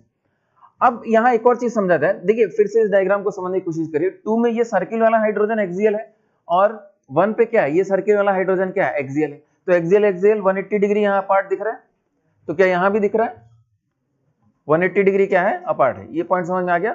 और जब ये 180 डिग्री है, ये स्टैगर्ड है एकदम, तो बाकी सब भी क्या होंगे 180 डिग्री अपोजिट होंगे, वो आपको दिख भी रहा है। एक ऊपर जा रहा है स्ट्रक्चर तो दूसरा क्या जा रहा है, नीचे जा रहा है। ठीक है, तो it is a perfectly staggered structure. अच्छा अब एक चीज और समझने की कोशिश करिए, ध्यान समझने की कोशिश करिएगा इसको, कौन किसके अपोजिट है ये भी डिसाइड कर लिया जाए। जैसे अगर हम बोलें कि भाई इस हाइड्रोजन के 180 डिग्री अपोजिट ये है, ये तो सीधे सीधे आपको दिख रहा है। जैसे आगे चल के हम एक रिएक्शन आपको बताएंगे, इलिमिनेशन रिएक्शन। इलिमिनेशन रिएक्शन जिसके कई प्रकार होते हैं, तो सपोज हम E2 रिएक्शन की बात करेंगे। तो E2 रिएक्शन की कंडीशन ये होती है कि जैसे मान लीजिए हम यहाँ ब्रोमीन बना दें और कहें कि ब्रोमीन एक लिविंग ग्रुप है, जाने वाला ग्रुप है। हमको अगर ब्रोमीन को हटाना है यहाँ से और यहाँ से हाइड्रोजन को हटाना है और एक साथ हटाना है, तो इसकी शर्त ये होगी कि 180 डिग्री अपोजिट होगा तब हटाएंगे। तो क्या यहाँ हटाया जा सकता है, हटाया जा सकता है। क्यों, क्योंकि यहाँ ब्रोमीन, सॉरी हम यहाँ बनाए, ये आपका हाइड्रोजन हो गया, ये आपका क्या है ब्रोमीन। ध्यान से देखिएगा 1 और 2 पे कंसंट्रेट करिए। तो 1 और 2 पे यहाँ ब्रोमीन है और यहाँ आपका हाइड्रोजन, क्या 180 डिग्री अपोजिट है, हाँ है। तो हम इसको भी हटा देंगे, इसको भी हटा देंगे, एक साथ हटा देंगे और यहाँ बॉन्ड बना देंगे। क्योंकि E2 रिएक्शन की कंडीशन क्या होती है कि इसको लिविंग ग्रुप मान लीजिए, इसको हम L से इंडिकेट कर दें, which is leaving group. Bromine जाने वाला है Br- के फॉर्म में, H जाने वाला है H+ के फॉर्म में, और दोनों चले जाएंगे तो यहाँ क्या हो जाएगा, बॉन्ड बन जाएगा। लेकिन इसकी शर्त क्या है, दोनों को 180 डिग्री अपोजिट होना चाहिए। तो क्या है, बिल्कुल है। क्या यहाँ E2 हो सकता है, बिल्कुल हो सकता है। इस कंडीशन में बिल्कुल E2 रिएक्शन हो सकता है। लेकिन अगर हम यही बात बोले कि भाई यहाँ तो हाइड्रोजन था, बात समझ में आ रही थी, इस हाइड्रोजन की जगह हम यहाँ ब्रोमीन बना दें, यानी लिविंग ग्रुप को कहां रखा हमने, ब्रोमीन एक लिविंग ग्रुप है, उसको कहां रखा, इक्वेटोरियल पोजीशन पे। क्या अब आपको 180 डिग्री अपोजिट हाइड्रोजन मिलेगा? क्या आपको 180 डिग्री अपोजिट हाइड्रोजन मिलेगा? इस चीज को समझने की कोशिश करिए। ये एक्सियल बॉन्ड है, ये एक्सियल बॉन्ड है, 180 डिग्री अपोजिट है। यहां अगर इक्वेटोरियल, ये इक्वेटोरियल पोजीशन है, समझ में आ रहा है, ये भी इक्वेटोरियल पोजीशन है, समझ में आ रहा है। अगर हम इक्वेटोरियल पोजीशन पे ब्रोमीन को रखते हैं तो इसके 180 डिग्री अपोजिट क्या है, कार्बन कार्बन का बॉन्ड है। इसके 180 डिग्री अपोजिट क्या है, कार्बन कार्बन का बॉन्ड है। तो आपको हाइड्रोजन नहीं मिलने जा रहा है। ये पॉइंट समझ में आया क्या बोला हमने? नहीं समझ में आया भाई? देखिए यहां से समझिए, यहां अगर आपने ब्रोमीन लगा दिया विच इज एक्सियल पोजीशन, तो आपको 180 डिग्री अपोजिट हाइड्रोजन तो मिल जाएगा, रिएक्शन करा ले जाएगी। लेकिन यही ब्रोमीन उठा के हम कहां रख दें, इक्वेटोरियल पे रख दे, तो इसको 180 डिग्री अपोजिट आपको हाइड्रोजन नहीं मिलेगा, क्योंकि उसके 180 डिग्री अपोजिट क्या होता है, कार्बन कार्बन का बॉन्ड होता है। ये चीज आपको बताने की कोशिश कर रहे हैं। चलिए फिलहाल इतने पॉइंट सुन लीजिए, इसको बाद में लास्ट में हम लोग कंक्लूड करेंगे, लेकिन इसको समझने की कोशिश करिए कि ये अगर ब्रोमीन है, फिर से यहां ध्यान समझिए, ये ब्रोमीन है तो इसके 180 डिग्री अपोजिट इस बॉन्ड पे क्या है, तो इसके 180 डिग्री अपोजिट ये सेकंड वाली जो पैरेलल लाइन है, ये है पैरेलल लाइन के कंसेप्ट से भी समझिए, इसके पैरेलल अपोजिट ये क्या है, ये है सेकंड वाली पैरेलल लाइन। समझ में आ रही बात? तो इसके अपोजिट आपको हाइड्रोजन नहीं मिलेगा, जबकि आपको देखने से क्या लगेगा, ये तो बड़ा आसान है, ये ब्रोमीन और ये हाइड्रोजन क्या है, 180 डिग्री अपोजिट है, निकाल ले जाते हैं, जबकि ऐसा है नहीं। समझ में आ रही बात? तो ये 3 डायमेंशनल स्ट्रक्चर है, यहां से समझना बड़ा मुश्किल हो जाएगा। या तो पैरेलल लाइन के कंसेप्ट से समझिए कि इसके अपोजिट क्या है, इसके अपोजिट ये कार्बन कार्बन वाला बॉन्ड है। यहां से नहीं समझ में आएगा तो इसको समझने की कोशिश करिए कि भाई यहां अगर ब्रोमीन है तो इसके 180 डिग्री अपोजिट क्या है, कार्बन कार्बन का बॉन्ड है। इसका मतलब सबसे बड़ा इसका निष्कर्ष क्या है कि अगर आपको ब्रोमीन और हाइड्रोजन को एक साथ हटाना है तो निश्चित रूप से ब्रोमीन को कहां रखना पड़ेगा, एक्सियल पोजीशन पे। इक्वेटोरियल पे रख के आप E2 रिएक्शन नहीं करा सकते। समझ में आ रही बात? कोई भी लिविंग ग्रुप होगा वो इक्वेटोरियल पोजीशन पे होगा, तब आप उसका एलिमिनेशन रिएक्शन परफॉर्म नहीं करा पाएंगे। क्यों? क्योंकि उसके 180 डिग्री अपोजिट हाइड्रोजन मिलेगा ही नहीं, क्योंकि उसके अपोजिट होता क्या है, कार्बन कार्बन का बॉन्ड, जो कि यहां से आप रफ तरीके से बनाएंगे तो आपको बिल्कुल भी ये समझ में नहीं आएगा, समझाना बड़ा मुश्किल हो जाता है। ठीक है, चलिए एक हमने हल्का सा पॉइंट आपको बताया, आगे चल के लास्ट में इसको समराइज किया जाएगा। ठीक है, तो अभी ब्रोमीन वगैरह हटा देते हैं, यहाँ से यहाँ हाइड्रोजन लगा देते हैं, अभी बनाना सीखते हैं। यानी फाइनली हमने ये कंक्लूड किया कि कौन किसके अपोजिट है, ये हमको समझ में आ गया, और इसमें एंगुलर स्ट्रेन भी नहीं है और इक्लिप्सिंग स्ट्रेन भी नहीं। यहां तक पॉइंट क्लियर हो गया। एक बार फिर से इसी प्रोसेस को सीखने की कोशिश करते हैं। अच्छा, ये जो कंक्लूजन हम बता रहे थे काफी ज्यादा इंपॉर्टेंट है E2 रिएक्शन के लिए। ठीक है, क्योंकि इस समय समझ में आएगा, इस समय क्योंकि एकदम एग्जैक्ट बना रहे हैं तो समझ में आ जाएगा, आपको फीलिंग आ जाएगी कि कौन किसके अपोजिट है। ठीक है, बाद में जब क्या होता है, बाद में समझाने लगते हैं, रफ स्ट्रक्चर बनाते हैं, तब एकदम नहीं समझ में आता ये कैसे कह रहे हैं कि भाई हाइड्रोजन तो 180 डिग्री अपोजिट दिख ही रहा है। ठीक है, चलिए इस पर लास्ट में एक बार फिर से डिस्कस करते हैं। अभी क्या है, हम लोग का काम क्या है, एक चीज और समझा जाए। इसमें हमने ये स्ट्रक्चर आपके लिए सामने बनाया और कहा कि भाई इसमें अगर इसको 1 बोल दिया जाए या आपका 2 बोल दिया जाए, इसमें हाइड्रोजन क्या है, अप है, इसको हमने एक्सियल बना दिया, और ये क्या है आपका इक्वेटोरियल हो गया। इसका एक्सियल क्या है, नीचे की तरफ, और इक्वेटोरियल क्या है, यहां है हाइड्रोजन, ये आपका क्या हो गया, इक्वेटोरियल।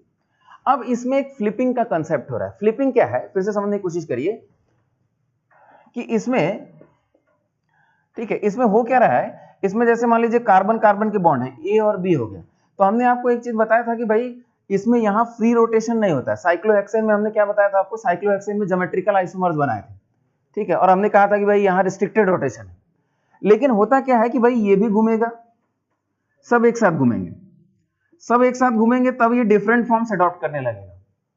समझ में आ रही बात? तब क्या फर्क पड़ेगा उसको समझा जाए। तो इसमें ये जो सब एक साथ घूमने का कंसेप्ट है, इसे फ्लिपिंग होती है।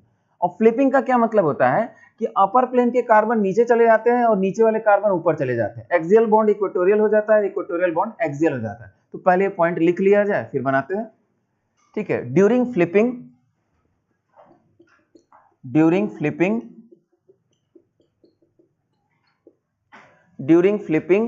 carbon of upper plane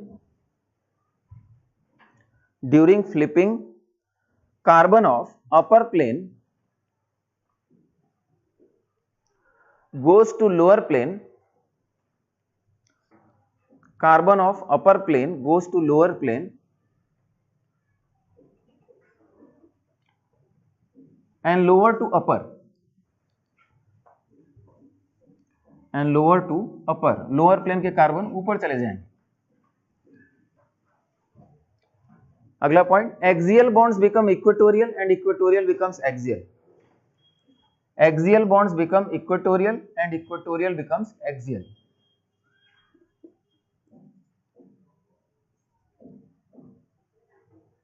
axial bonds become equatorial and equatorial becomes axial. अब ये क्या हो रहा है इसको समझा जाए। जो हमने शुरू में डेफिनेशन लिखा है कि दो स्ट्रक्चर्स आपस में इक्विलिब्रियम में रहते हैं, तो ये तो पहला स्ट्रक्चर का डिस्कशन हो रहा था। अब इसकी फ्लिपिंग होगी। फ्लिपिंग का मतलब होता है कि सभी स्ट्रक्चर्स का एक साथ घूमना, तो पूरा स्ट्रक्चर उलट जाएगा एक तरीके से। तो कैसे हो रहा है इसको समझा जाए। तो इसको बनाने का तरीका ये है कि आपने यहां से शुरू किया था, अब कि हम ऐसे शुरू करेंगे। समझ मेरी बात। तो ऐसे शुरू किया जाए, जरा देखा जाए। तो हमने स्ट्रक्चर्स को ऐसे बनाया, फिर हमने ये दूसरी पैरेलल लाइन बना दी, और ये आपका क्या हो गया, तीसरा पैरेलल लाइन हो गया। अब कि हम नंबरिंग यहां से शुरू करेंगे, कहीं भी नीचे से नंबरिंग शुरू कर दीजिए। मतलब ये आपका 1 हो गया, ये आपका 2 हो गया, ये 3 हो गया, 4 हो गया, 5 हो गया, और ये क्या हो गया, 6 हो गया। कार्बन ऑफ अपर प्लेन नीचे चले गए और नीचे वाले ऊपर चले गए, और ये एक इक्विलिब्रियम है। ये इसमें जा रहा है और ये इसमें जा रहा है।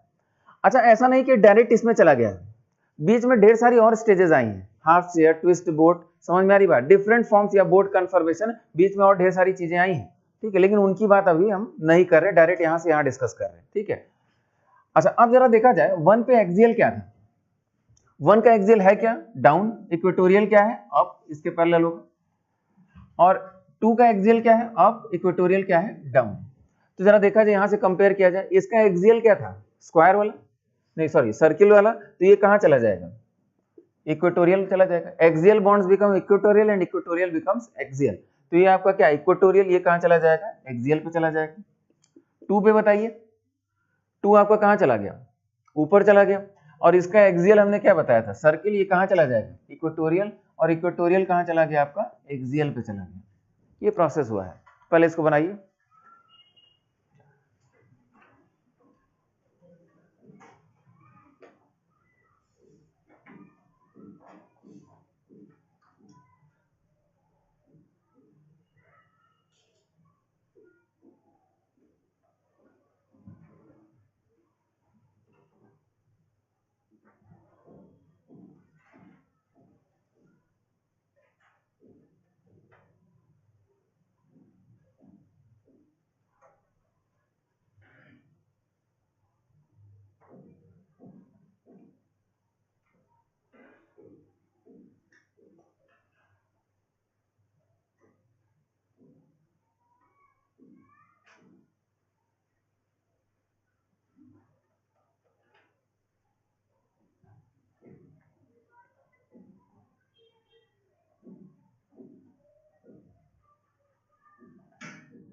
अच्छा, सर्किल हाइड्रोजन से कोई मतलब नहीं है, हाइड्रोजन तो दोनों सेम ही है, ठीक है। बस एक रिप्रेजेंटेशन बता रहा है कि भाई जो एक्सियल बॉन्ड था वो कहां चला गया, इक्वेटोरियल पे चला गया, और इक्वेटोरियल वाला एक्सियल पे चला गया, और ऊपर वाला कार्बन नीचे भी चला गया है, समझ में आ रही बात। और नीचे का एक्सियल नीचे हो जाएगा, इक्वेटोरियल ऊपर चला जाएगा, ठीक है। तो 1-2 बार पहले इसको बना के प्रैक्टिस किया जाए, फिर 3-4 एग्जाम्पल हम लोग करेंगे।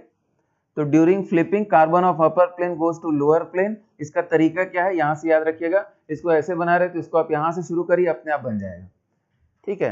और कहीं भी नीचे वाले कार्बन से आप अल्टरनेट पोजीशन पे, ये 1 है तो आप नीचे वाले से शुरू कर दीजिए, ये 1 हो जाएगा तब वहां। तो during flipping carbon of upper plane goes to lower plane and lower plane upper, axial bonds become equatorial and equatorial becomes axial. अच्छा, अब एक चीज और सीखा जाए, ठीक है। ये दोनों चेयर कन्फर्मेशन है, ये बेसिकली क्या है, चेयर कन्फर्मेशन से, चेयर कन्फर्मेशन से। अच्छा, ये दोनों तो एग्जैक्टली एक ही जैसे हैं, दोनों एग्जैक्टली क्या है, एक जैसे हैं, तो इनमें स्टेबिलिटी का कोई अंतर नहीं, दोनों की स्टेबिलिटी क्या है, बराबर है। अच्छा, ये इंटर कन्वर्जन हो रहा है, ये इसमें जा रहा है, ये इसमें जा रहा है, लगातार हो रहा है। तो यहाँ के इक्विलिब्रियम की बात होती है, तो के इक्विलिब्रियम की वैल्यू क्या हो जाएगी, 1 हो जाएगी, क्योंकि दोनों 50-50% में रहेंगे। तो यहाँ के इक्विलिब्रियम की अगर बात करें तो के इक्विलिब्रियम की वैल्यू हो जाएगी 1, दोनों 50-50% हो जाएंगे, स्टेबिलिटी में कोई अंतर नहीं। अगला पॉइंट समझा जाए, एक और अप डाउन का भी एक कंसेप्ट समझा जाए। ऊपर वाले का ये जो ऊपर वाला हाइड्रोजन है, इसको हम लोग बोलेंगे अप, और ऊपर वाले का नीचे वाला इक्वेटोरियल, इसको क्या बोलेंगे, डाउन बोलेंगे, ठीक है। जैसे नीचे वाले की बात करें तो नीचे वाले का नीचे वाला ये क्या है, डाउन है। नीचे वाले कार्बन का एक्सियल क्या होता है, डाउन हो गया, और ऊपर क्या हो गया, इक्वेटोरियल अप हो गया। ये पॉइंट समझने में कोई दिक्कत नहीं। इसका एक्सियल क्या है, ठीक है, इसका एक्सियल डाउन है और इक्वेटोरियल अप है, और इसका क्या है, एक्सियल अप है, इक्वेटोरियल डाउन है। अच्छा, फ्लिपिंग के बाद क्या हुआ इसको जरा समझा है। फ्लिपिंग के बाद ये जो सर्किल वाला हाइड्रोजन है ये कहां गया, ये सर्किल वाला चला गया यहां, समझ में आ रही बात। तो एक्सियल बॉन्ड चला कहां गया, इक्वेटोरियल पे, लेकिन अप यहां था, यहां भी क्या है, अप ही है, उस पर फर्क नहीं पड़ा। अप यहां भी था, अब यहां भी है, क्यों, क्योंकि कार्बन भी क्या है, नीचे चला गया, और ये कार्बन का इक्वेटोरियल है, इसका मतलब क्या है, अप। नीचे वाले का इक्वेटोरियल अप होता है, यानी ये यहाँ क्या है, अप है। अच्छा, डाउन वाला देखा जाए, यहाँ ये क्या था, डाउन था, और यहाँ स्क्वायर वाला अभी भी क्या है, डाउन है, क्योंकि नीचे का एक्सियल डाउन होता है। ठीक है, तो इसका मतलब हमको एक बात और समझ में आ गई, अप डाउन की जरूरत पड़ेगी अभी, यानी अप डाउन पे कोई फर्क नहीं पड़ता है। ठीक है, जो अप इधर है वो अप उधर भी रहेगा। ठीक है, लेकिन जो इधर एक्सियल पे रहेगा उधर कहां चला जाएगा, इक्वेटोरियल पे चला जाएगा। ये पॉइंट मेरे ख्याल से यहां तक आपको क्लियर हो गया। अब हम लोग काम की बात करते हैं। इसके बाद यहाँ के इक्विलिब्रियम 50% 50-50 हो जाएगा, के इक्विलिब्रियम 1 हो जाएगा, क्योंकि दोनों ही हाइड्रोजन है, कोई अंतर नहीं। एक्सियल बॉन्ड इक्वेटोरियल पे, लेकिन अप ही रहता है, डाउन डाउन ही रहता है, उस पर कोई फर्क नहीं पड़ता।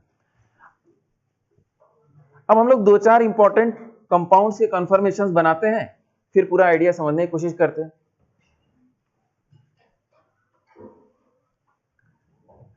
जैसे सबसे पहला कंपाउंड अगर हम बनाएं, मिथाइल साइक्लोहेक्सेन की बात करें, मिथाइल साइक्लोहेक्सेन, ये आपका मिथाइल साइक्लोहेक्सेन। मिथाइल साइक्लोहेक्सेन की बात करें तो फिर से वही 2 स्ट्रक्चर हम बनाने जा रहे हैं। एक स्ट्रक्चर हमारा ये हो गया, दूसरा स्ट्रक्चर ये हो गया, और यहां क्या है आपका इक्विलिब्रियम है। मिथाइल कहीं भी बनाई उससे कोई फर्क नहीं पड़ता। जैसे यहां से हम शुरू कर रहे हैं, ये आपका अप है, ये आपको समझ में आ रहा है, इसका मिथाइल बना दिया, तो सपोज मिथाइल के पास 2 ऑप्शन है, हमने मिथाइल को ऊपर की तरफ बना दिया, एक्सियल बना दिया, ये आपका एक्सियल पोजीशन हो गई मिथाइल की, तो ये आपका फर्स्ट हो गया, मान लीजिए फर्स्ट हो गया। फ्लिपिंग के बाद कहां चला जाएगा, नीचे चला जाएगा। यहां फर्स्ट लिखिए, चाहे यहां लिखिए, चाहे यहां लिखिए, उससे कोई फर्क नहीं पड़ता। तो ये आपका फर्स्ट नीचे चला गया। अब इसका ये एक्सियल बॉन्ड कहां चला जाएगा, इक्वेटोरियल पे चला जाएगा, तो ये कहां पहुंच गया आपका इक्वेटोरियल, और इसका एक्सियल क्या है, डाउन, हाइड्रोजन नीचे। ठीक है, अच्छा एक्सियल पहचान लेंगे तब इक्वेटोरियल आप पहचानेंगे, पहले इक्वेटोरियल नहीं पहचानेंगे। आप पहले ये डिसाइड करेंगे कि हाइड्रोजन, ये कार्बन कहाँ है, नीचे की तरफ है, इसका एक्सियल कहाँ होता है, नीचे होता है, तब आप इक्वेटोरियल पहचान ले जाएंगे, इक्वेटोरियल कहाँ बनाना है। क्लियर है। अच्छा, अब यहाँ इंपॉर्टेंट एक पॉइंट समझने की कोशिश करिएगा कि ये जो CH3 आपने एक्सियल पोजीशन पे बनाया है, तो इसके हाइड्रोजन भी एक्सियल पोजीशन पे है और इसके हाइड्रोजन भी एक्सियल पोजीशन पे है। ये पॉइंट भी क्लियर हुआ। अब यहाँ एक समस्या आती है, क्या समस्या आती है कि जब हाइड्रोजन के अलावा आप ग्रुप बनाते हैं, फॉर एग्जांपल आपने CH3 बनाया, तो ये CH3 क्या करता है, इंटरेक्ट करता है इन हाइड्रोजन के साथ। इंटरेक्ट करने का मतलब स्टेरिक हिंड्रेंस करता है इनके साथ। ठीक है, इसको बोला जाता है 1,3 डाइएक्सियल इंटरेक्शन। ये आपका 1,3 डाइएक्सियल इंटरेक्शन होता है, और इसके कारण स्ट्रेन आता है, अनस्टेबिलिटी आती है। समझ में आ रही बात, क्योंकि बेसिकली इक्वेटोरियल बॉन्ड्स ऐसे होते हैं। ठीक है, सॉरी इक्वेटोरियल नहीं, ये क्या है, एक्सियल पोजीशन। एक्सियल बॉन्ड ऐसे होते हैं, तो एक्सियल बॉन्ड ऐसे होते हैं, तो यहाँ जो CH3 है, कार्बन है सपोज, यहाँ समझ में आ रही बात, तो कार्बन का हाइड्रोजन इस प्रकार से होगा, 1 हाइड्रोजन, 2 हाइड्रोजन, 3 हाइड्रोजन। समझ में आ रही बात, उसमें भी रोटेशन चल रहा है। ठीक है, तो ये हाइड्रोजन और बेसिकली यहाँ एक हाइड्रोजन है। ठीक है, ये काफी पास आ जाते हैं और इसमें क्या होने लगता है, रिपल्शन होने लगता है। उसको डायरेक्ट बोला जाता है कि भाई इससे स्टेरिक हिंड्रेंस कर रहा है, या 1,3 डाइएक्सियल इंटरेक्शन कर रहा है। ठीक है, तो 1,3 डाइएक्सियल इंटरेक्शन एक प्रकार का स्टेरिक हिंड्रेंस है, जिसके कारण ये क्या होता है, अनस्टेबल होता है। तो जो भी बल्की ग्रुप होता है एक्सियल पोजीशन पे कंफर्टेबल वो नहीं होता है। अच्छा, फिर से समझिए कि एक्सियल पोजीशन ऐसी होती है और equatorial position along the equator ऐसी होती है।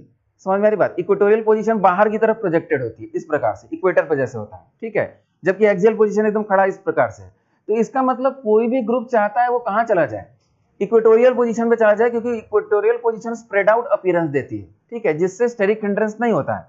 तो चाहे एक ग्रुप हो, चाहे 6 ग्रुप बना दीजिए आप, बल्कि वो सभी कहां रहना चाहेंगे, इक्वेटोरियल पोजीशन पे। Equatorial position spread out appearance होता है, एक्सियल पोजीशन बिल्कुल ऐसा होता है जिसमें स्टेरिक हिंड्रेंस होने लगता है।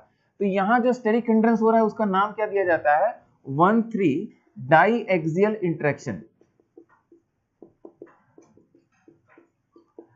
अच्छा, ये CH3 के आने से हुआ, हाइड्रोजन सिर्फ रहता तो नहीं, हाइड्रोजन में स्टेरिक हिंड्रेंस नहीं हो पाएगा, क्योंकि वो ग्रुप क्या है, बहुत स्मॉल है। हाइड्रोजन के अलावा CH3 आ गया, कोई और ग्रुप आ गया, तब स्टेरिक हिंड्रेंस आपका होने लगेगा। तो इसको 1,3 डाई एक्सियल इंटरेक्शन या एक और नाम दिया जाता है trans annular strain, trans annular strain, और जिसके कारण ये सिस्टम क्या होता है, अनस्टेबल हो जाता है। तो यानी CH3 की ज्यादा टेंडेंसी क्या है कि तुरंत कहां भाग जाए, इक्वेटोरियल पोजीशन में भाग जाए, उधर हम क्या है, कंफर्टेबल है। तो ये इक्विलिब्रियम किधर शिफ्टेड हो जाएगा, फॉरवर्ड डायरेक्शन में शिफ्टेड हो जाएगा, यानी के इक्विलिब्रियम की वैल्यू क्या हो जाएगी, ग्रेटर देन 1 हो जाएगी। अब ये ग्रेटर देन 1 लेस देन 1 इस पर डिपेंड करता है हम किसको किधर बना रहे हैं, समझ में आ रही बात। इधर इक्वेटोरियल है तो ग्रेटर देन 1 लिख रहे हैं, ठीक है।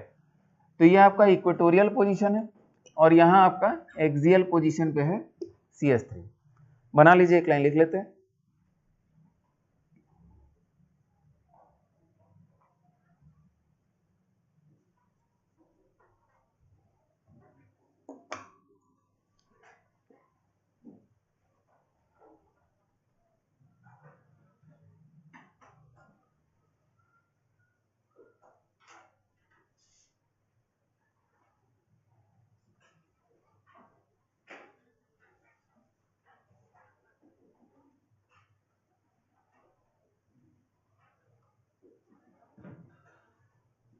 लिखा जाए, बन गया।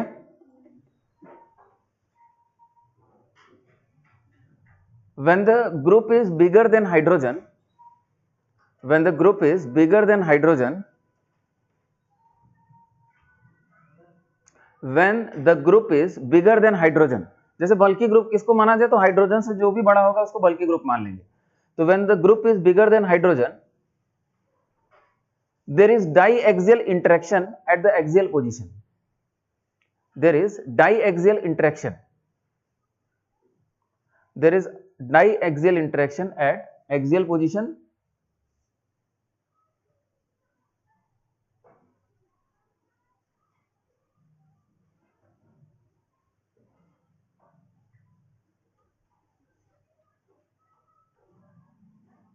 but at equatorial position, but at equatorial position groups are spread out, but at equatorial position groups are spread out,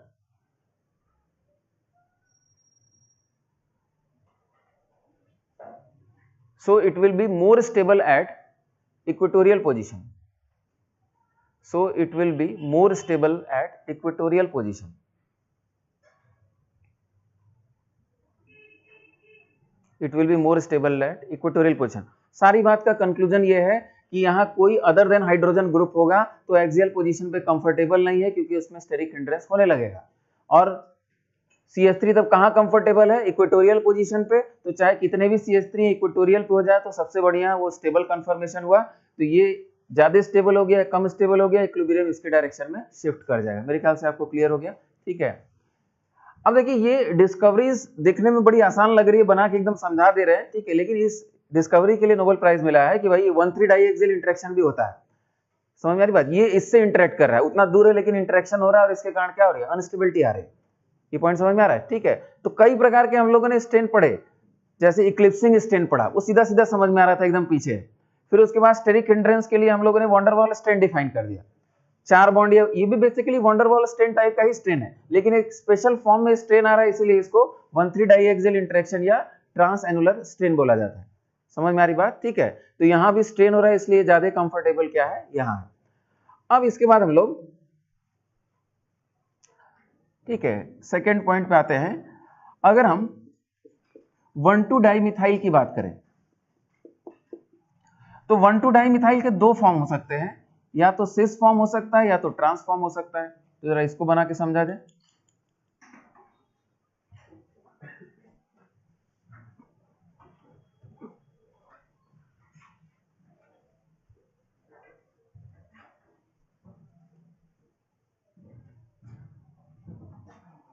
ये आपका सिस 1,2 डाइमिथाइल हो गया और ट्रांस 1,2 डाइमिथाइल साइक्लोहेक्सेन।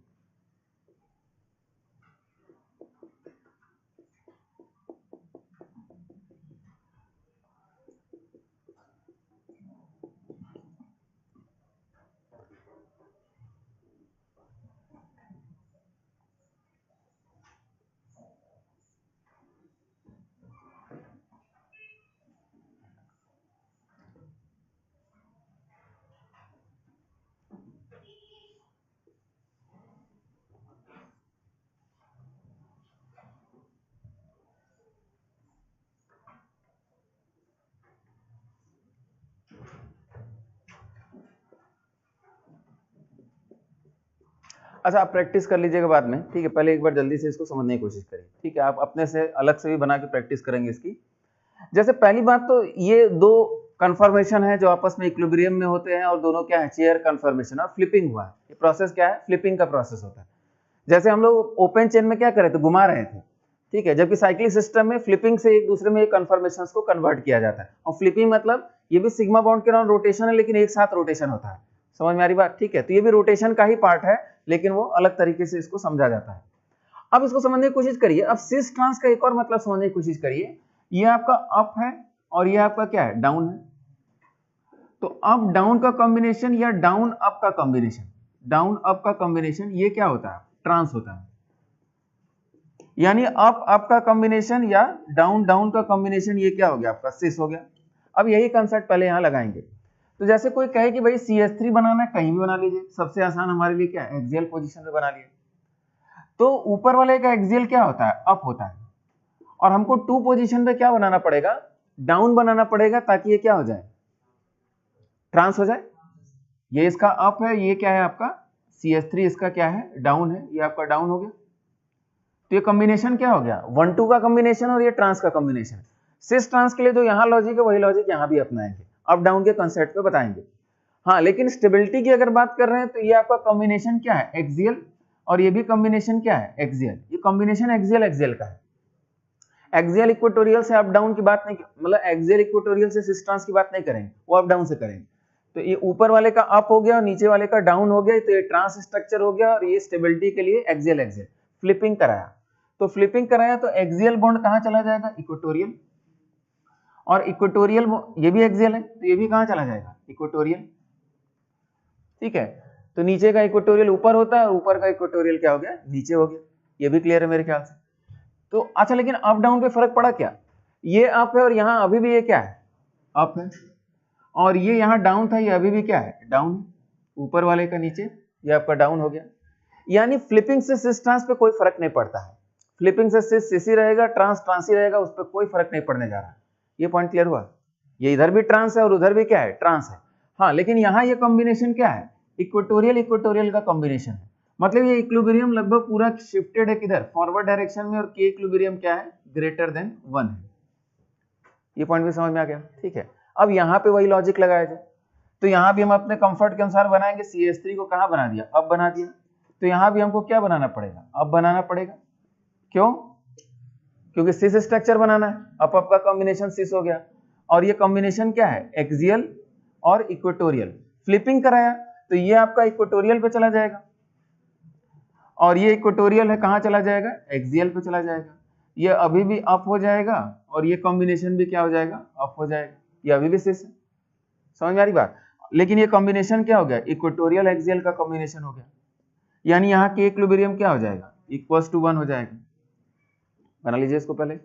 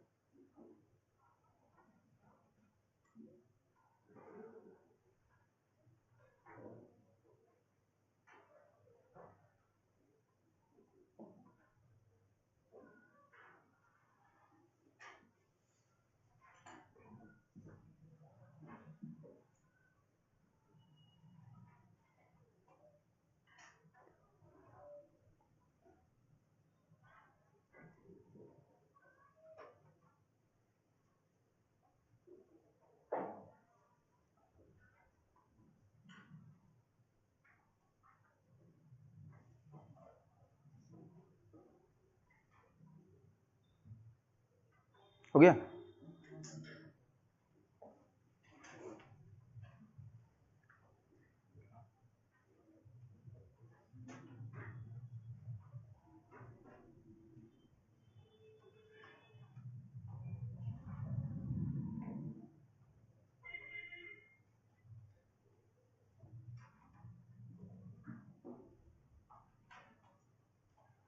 जल्दी करिए नहीं तो आपका ब्रेक चला जाएगा।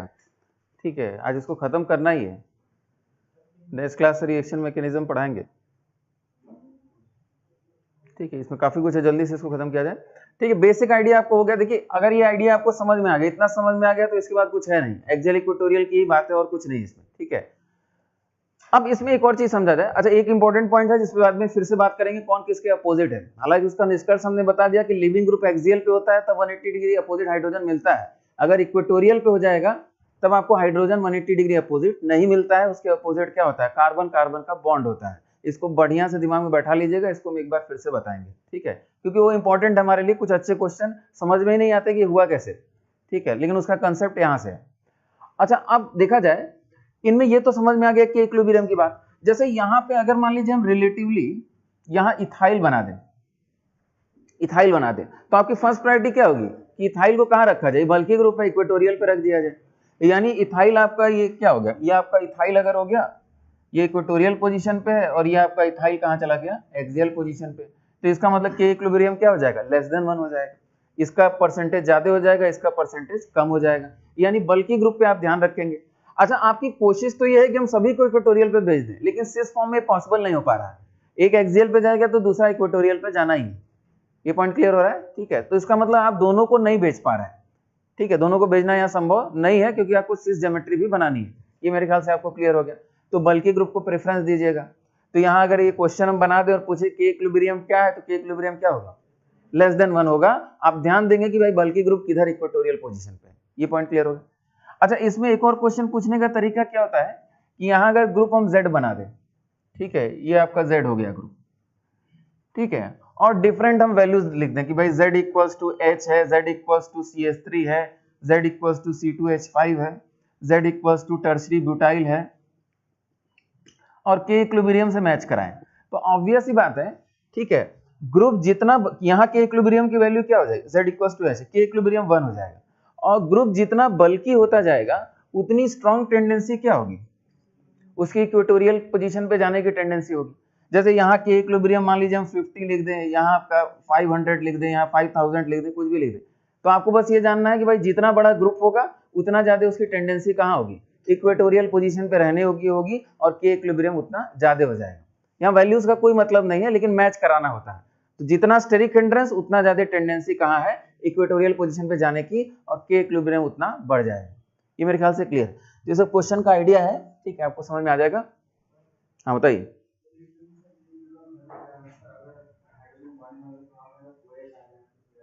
अरे रुक जाइए भाई, पहले नॉर्मल समझा जाता है, लास्ट में 2 एबनॉर्मल एग्जांपल लिख लिए जाते हैं जो जरूरी नहीं होते हैं। ठीक है, पहले ही हम एबनॉर्मल बताने लगेंगे तो फिर कॉन्सेप्ट कहां से बनेगा।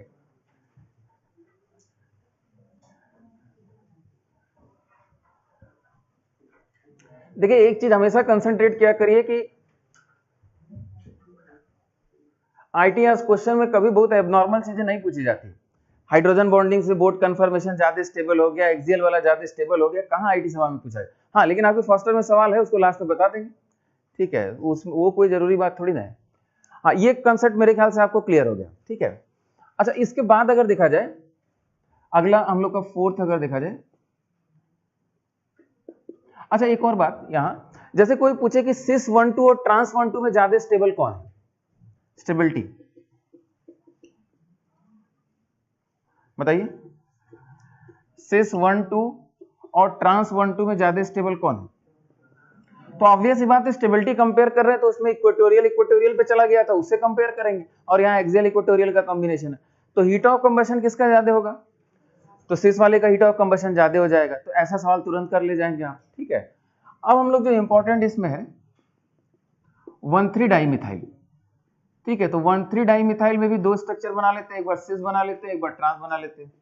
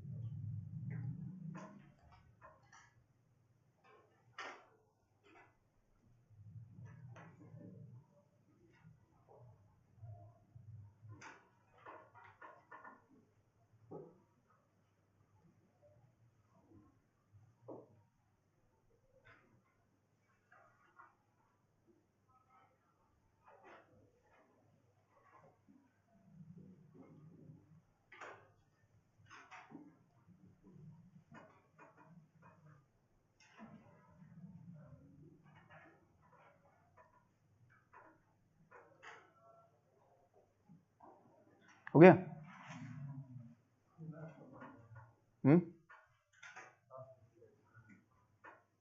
हाँ, अच्छा, आइसोमरिज्म कंप्लीट हो गया, मतलब अभी और थोड़ा बहुत है। तो आइसोमरिज्म कंप्लीट हो गया, काफी इंपॉर्टेंट टॉपिक कंप्लीट हुआ है, ठीक है, लगभग सारी बातें हमने बता दी है। तो जीओसी और आइसोमरिज्म दो बड़े टॉपिक कंप्लीट हो चुके हैं, रिवीजन कर लीजिए बढ़िया से। टेस्ट है ये संडे को मेरे ख्याल से, और कंप्लीट आएगा जीओसी आइसोमरिज्म जो पूरा कंप्लीट है, आज तक का पूरा कंप्लीट आएगा, ठीक है। तो बढ़िया से तैयार करिएगा, आपके नोट्स से 100% क्वेश्चन रहेंगे और आसान नहीं होगा, समझ में आ रही बात, ठीक है। आपके नोट सही रहेगा, ये 100% है, उसी को उठा के सवाल बनाए हैं सर, ठीक है, लेकिन थोड़ा आपको सोचना पड़ेगा, तो कम से कम 5 बार 6 बार नोट्स पलट लीजिएगा, ठीक है, और फिर क्वेश्चंस को अटेम्प्ट करिएगा, इसे रिवीजन भी हो जाएगा बढ़िया आपका, और उससे सवाल है तो अटेम्प्ट करिएगा, होना भी चाहिए, देखा जाए। अच्छा, ये बड़ा एक इंपॉर्टेंट फैक्ट समझ में आया हम लोग को, क्या कि यहां हमको समझ में आ गया कि भाई ये सिस 1-3 है, तो आपने यहाँ क्या बनाया, अप बना दिया, ठीक है, एक्सियल एक्सियल फ्लिपिंग कर दिया, तो क्या हो गया आपका, इक्वेटोरियल इक्वेटोरियल हो गया। ये स्ट्रक्चर दोनों क्या है, तो यानी स्टेबिलिटी तो इससे कंपेयर करेंगे ना, इक्वेटोरियल इक्वेटोरियल हो गया। और यहां देखा जाए तो एक्सियल इक्वेटोरियल का ही कॉम्बिनेशन रहेगा, फ्लिपिंग करा दिया उससे भी फायदा नहीं, इक्वेटोरियल एक्सियल हो गया, ठीक है। यानी कौन ज्यादा स्टेबल हो, सिस 1-3 ज्यादा स्टेबल होता है in comparison to trans 1,3 dimethyl cyclohexane, ठीक है। जबकि जनरल फैक्ट क्या है हम लोग का, ट्रांस ज्यादा स्टेबल होता है सिस, समझ में आ रही बात। तो ये तो बात हर जगह होल्ड कर जाती है, लेकिन यहाँ होल्ड नहीं कर पाएगी।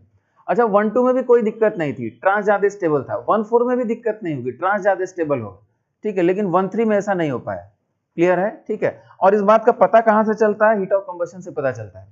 तो हीट ऑफ कंबशन की वैल्यू क्या होती है, ट्रांस वाले की ज्यादा होती है इन कंपैरिजन टू सिस, ठीक है। तो ये तो फैक्ट बहुत पहले पता था, लेकिन इसका एक्सप्लेनेशन आने में बहुत समय लगा, ठीक है, 100-150 साल लग गए इसको एक्सप्लेन करने में कि भाई ये कैसे हुआ, ये समझ में आ रही बात, ठीक है, कि जब भाई साइक्लोहेक्सेन का पहली बार स्ट्रक्चर स्टेब्लिश हुआ, फिर उसका स्ट्रक्चर क्या हो गया, नॉन प्लेनर स्ट्रक्चर है, फिर उसके बाद ट्रांस एनुलर स्ट्रेन की बात आई, ठीक है, तब फाइनली एक्सप्लेन हो पाया कि हाँ, जो इसका स्ट्रक्चर होता है वो क्या होता है, इस टाइप से आप इसको एक्सप्लेन कर पाएंगे, क्लियर है मेरे ख्याल से बात, ठीक है।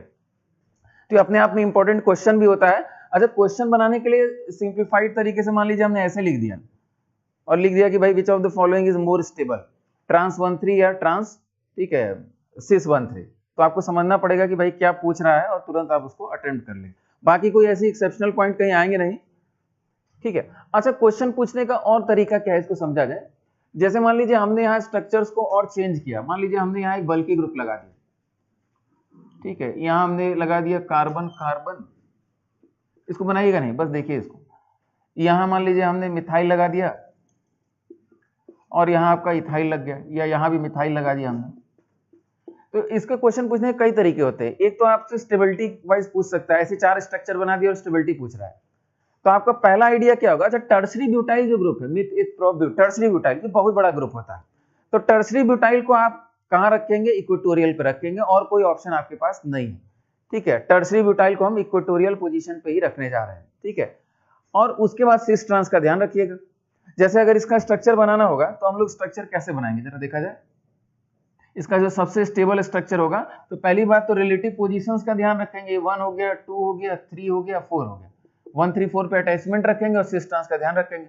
और टर्सरी ब्यूटाइल ग्रुप को कहां बना दिया जाए, इक्वेटोरियल पोजीशन पे, यहीं से शुरू करते हैं, ठीक है। तो ये डाउन हो गया, और यहाँ सिस है, इसका मतलब यहाँ भी क्या बनाना पड़ेगा हमको, डाउन बनाना पड़ेगा, 3 पोजीशन है ना, ये आपका डाउन है, तो ये भी क्या है, डाउन है, ये दोनों स्ट्रक्चर क्या हो गए, सिस हो गए। ये डाउन है तो ये क्या है, अप है, तो यहाँ क्या है, अप है, इसका मतलब नीचे वाले का अप क्या हो गया, इक्वेटोरियल पोजीशन, एक्सियल नीचे होता है, इक्वेटोरियल क्या हो जाएगा, ऊपर हो जाएगा, तो इसका सबसे स्टेबल कंफर्मेशन। ये पॉइंट समझ में आ रहा है। तो ऐसे 4 ऑप्शन दे देगा, तो आपको पहले पहचानना पड़ेगा कि भाई रिलेटिव अरेंजमेंट सेम होना चाहिए, 1 3 4 पे अटैचमेंट होने चाहिए, और सिस ट्रांस का ध्यान रखेंगे, टर्सरी ब्यूटाइल को कहां रखेंगे, इक्वेटोरियल पोजीशन। ये समझ में आ गया, ठीक है। तो अब ऐसे ऑप्शन बहुत कराने का मतलब नहीं है, टर्सरी ब्यूटाइल पे विशेष ध्यान रखिएगा कि टर्सरी ब्यूटाइल, इस पॉइंट को लिख लीजिए, very bulky groups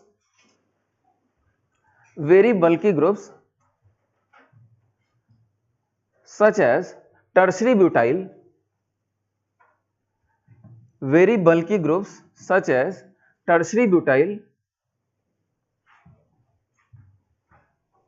will always remain at equatorial position, very bulky groups such as tertiary butyl will always remain at equatorial position.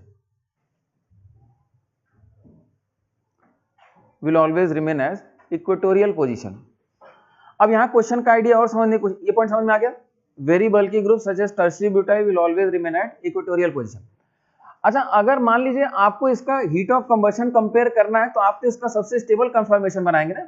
जैसे यहीं पे अगर मान लीजिए मिथाइल आपका बाहर की तरफ रहता तो हमको कहाँ बनाना पड़ता, इसको एक्सियल पे बनाना पड़ता. जैसे मान लीजिए बगल में एक और स्ट्रक्चर बना दें, ठीक है, मान लीजिए हम इसको ऐसे बना दें, ठीक है, इसको इनटू द प्लेन बना दें. यहाँ मिथाइल हो गया, ये आपका क्या हो गया, आउट ऑफ द प्लेन हो गया, ठीक है. देखते हैं, ये आपका मिथाइल हो गया और ये आपका टर्शियरी ब्यूटाइल ग्रुप है, ठीक है. टर्शियरी ब्यूटाइल ग्रुप आपने मान लीजिए बना दिया. अब इसका अगर कंफर्मेशन बनाया जाए तो क्या बनाएंगे, ये आपका बाहर की तरफ है, इसको बनाइए जरा, तो यहीं देख के ही बताइए. तो ये आपका टर्शियरी ब्यूटाइल ग्रुप तो इक्वेटोरियल पोजीशन पे हो गया. ये डाउन है तो यहाँ क्या बनाना पड़ेगा, अब बनाना पड़ेगा, ठीक है, अब बनाना पड़ेगा. और इसका अब क्या है, ऊपर की तरफ, और ये अप है और यहाँ क्या बनाना पड़ेगा, डाउन बनाना पड़ेगा. यहाँ मिथाइल क्या हो गया, इधर हो गया. समझ में आ रही बात? ये अप है तो ये क्या है, डाउन है. अच्छा, फ्लिपिंग करा सकते हैं, लेकिन ये फ्लिपिंग नहीं, इसको फ्लिपिंग पे एक्सियल पोजीशन पे हम नहीं भेज सकते. टर्शियरी ब्यूटाइल के लिए स्ट्रेंथ, टर्शियरी ब्यूटाइल हमेशा कहाँ रहेगा, इक्वेटोरियल पोजीशन पर रहेगा. ये पॉइंट याद रखिएगा. तो अगर कोई पूछे कि भाई इन दोनों में ज्यादा स्टेबल कौन है, फर्स्ट वाला. क्यों? क्योंकि सभी ग्रुप्स कहाँ चलेगा, इक्वेटोरियल पोजीशन पे चलेगा. हीट ऑफ कंबशन किसका ज्यादा है, इसका है. तो ऐसे चार स्ट्रक्चर भी बना देंगे तो स्टेबिलिटी आप कंपेयर कर सकते हैं. समझ में आ रही बात? ठीक है, ऐसा क्वेश्चन आपको हाइड्रोकार्बन में मिलेगा. ऐसे चार स्ट्रेंथ दिए हुए हैं और हीट ऑफ कंबशन की बात कर रहा है. तो करना कुछ नहीं है, मैक्सिमम ग्रुप्स को जब आप इक्वेटोरियल पे भेज जाएंगे तो ये सबसे स्टेबल इसका कंफर्मेशन बनने जा रहा है. ये सबसे स्टेबल फॉर्म. समझ में आ गई बात? ठीक है. तो टर्शियरी ब्यूटाइल को हमेशा इक्वेटोरियल भी बनाएगा. तो ऐसे आप देख के नहीं समझ पाएंगे कि भाई ऐसे अगर समझा जाए, ऐसे दिमाग लगाया जाए, ऐसे दिमाग लगाना ही नहीं. साइक्लोहेक्सेन का कंफर्मेशन बनाइए और मैक्सिमम ग्रुप्स को कहाँ रखिए, इक्वेटोरियल पोजीशन पे. और टर्शियरी ब्यूटाइल है तो वो मस्ट है कि कहाँ जाएगा, इक्वेटोरियल पोजीशन. अब एक्सियल इक्वेटोरियल पे भेजने की बात तो हम लोग की हो गई. अब इसमें अगला पॉइंट समझा जाए कि ये जो चेयर कंफर्मेशन था, चेयर कंफर्मेशन इक्विलिब्रियम में था किसके, चेयर कंफर्मेशन के. ठीक है, दो चेयर कंफर्मेशंस आपस में इक्विलिब्रियम में थे. बीच में और ढेर सारी स्टेजेस आती हैं, उनकी बात कर लिया जाए, एक एक पॉइंट उनके लिए समझ लिया जाए. तो ये कन्वर्जन कैसे होता है, पहले इसको समझा जाए. चेयर फॉर्म पहले जाता है हाफ चेयर में, हाफ चेयर. हाफ चेयर जाता है ट्विस्ट बोट में, ट्विस्ट बोट जाता है चेयर कंफर्मेशन में, सॉरी बोट कंफर्मेशन में. बोट जाएगा अगेन ट्विस्ट बोट में, ट्विस्ट बोट अगेन आपका जाएगा हाफ चेयर में, और हाफ चेयर फाइनली चला जाएगा आपका चेयर कंफर्मेशन में. तो ये दो चेयर कंफर्मेशंस के बीच की स्टेजेस है. ठीक है, तो पहले इसको बना लीजिए इस प्रकार से, इस सीक्वेंस में चेंज आता है.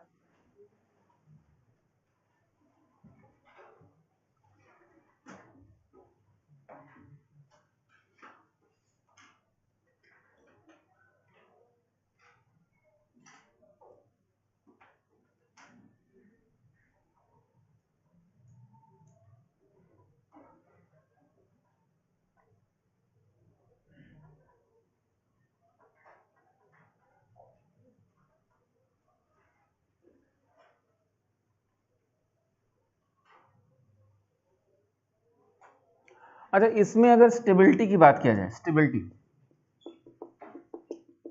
तो इसमें सबसे स्टेबल फॉर्म तो होता है चेयर. उसके बाद अगर बात किया जाए, किसी को याद बताइए, चेयर के बाद होता है ट्विस्ट बोट, ट्विस्ट बोट. इसके बाद आपका होता है बोट कंफर्मेशन, और इसके बाद होता है आपका हाफ चेयर. हाफ चेयर सबसे अनस्टेबल होता है, मतलब सबसे ज्यादा एनर्जी किसकी हो जाएगी, हाफ चेयर की हो जाएगी. ये तो एनर्जी का ऑर्डर हो गया. अभी थोड़ा बहुत आइडिया कर लिया जाएगा इनके बारे में. ठीक है, लेकिन हम चाह रहे हैं कि उससे पहले ग्राफ बना लिया जाए. ठीक है, क्योंकि ग्राफ पे सवाल पूछा जाता है.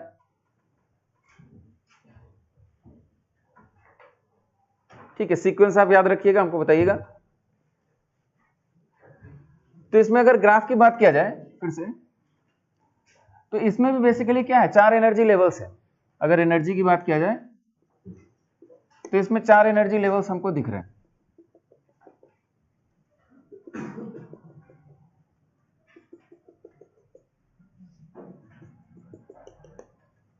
ठीक है, सबसे पहले हमने कहां से शुरू किया? सबसे लोअर एनर्जी लेवल से शुरू किया, मतलब चेयर कन्फर्मेशन की बात कर रहे हैं। चेयर, ये आपका क्या हो गया? आपका चेयर से ऊपर एनर्जी किसकी है? बोट कन्फर्मेशन की। बोट से ऊपर आपका क्या हो गया? नहीं, चेयर से ऊपर क्या है? ट्विस्ट बोट हो गया, ट्विस्ट बोट। फिर ये आपका बोट कन्फर्मेशन हो गया, फिर ये क्या हो गया? Half chair, half chair. हाँ जरा बताइए, चेयर से शुरू किया फिर डायरेक्ट कहां गए? चेयर से शुरू किया फिर आप डायरेक्ट कहां चले गए? हाफ चेयर पे चले गए, सबसे ज्यादा एनर्जी। फिर उसके बाद हाफ चेयर से आप पहुंचे हैं ट्विस्ट बोट पे, ट्विस्ट बोट से बोट कन्फर्मेशन, बोट से अगेन कहां पहुंचे? ट्विस्ट बोट पे, ट्विस्ट बोट से हाफ चेयर, और हाफ चेयर से अगेन आप चेयर कन्फर्मेशन। तो कुछ इस टाइप का आपको एनर्जी का डायग्राम मिलेगा। हाँ, ऊपर हो जाएगा, फिर आपका यहां आ गया।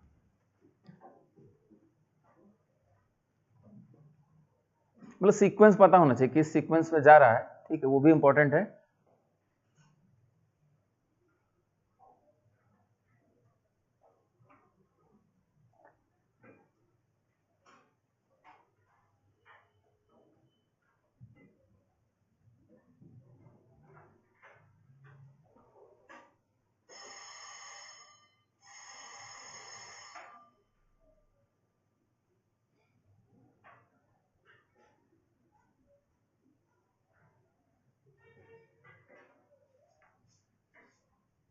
जैसे यहाँ आपको ABCD करके सवाल पूछे कि भाई ABCD और क्या कौन है, तो ये बता ले जाएंगे। आपको फिर क्या करना है? 4 एनर्जी लेवल्स में डिवाइड करना है और शुरुआत कहीं से भी करेगा, जैसा पिछला क्वेश्चन किया था वही एग्जैक्टली। ठीक है, तो ये मेरे ख्याल से आपको क्लियर हो गया। अच्छा, एक और पॉइंट लिख लीजिए, नेक्स्ट क्लास में लगभग 5-10 मिनट लगेगा, इनके बारे में थोड़ा थोड़ा हम लोग डिस्कशन कर लिया जाएगा। इसमें एक और पॉइंट है कि चेयर कन्फर्मेशन बेसिकली होता है ए कायरल, इसमें एलिमेंट ऑफ सिमेट्री मिल जाएगी। ट्विस्ट बोट कायरल होता है, बोट कन्फर्मेशन भी ए कायरल होता है, एलिमेंट ऑफ सिमेट्री मिल जाएगा। और हाफ चेयर भी ए कायरल होता है। ये भी जेईई मेंस का सवाल है, विच of the following is chiral confirmation of cyclohexane. तो ट्विस्ट बोट में कोई भी एलिमेंट ऑफ सिमेट्री हमको नहीं मिल पाती है। ठीक है, तो नेक्स्ट क्लास में इसको डिस्कस किया जाएगा।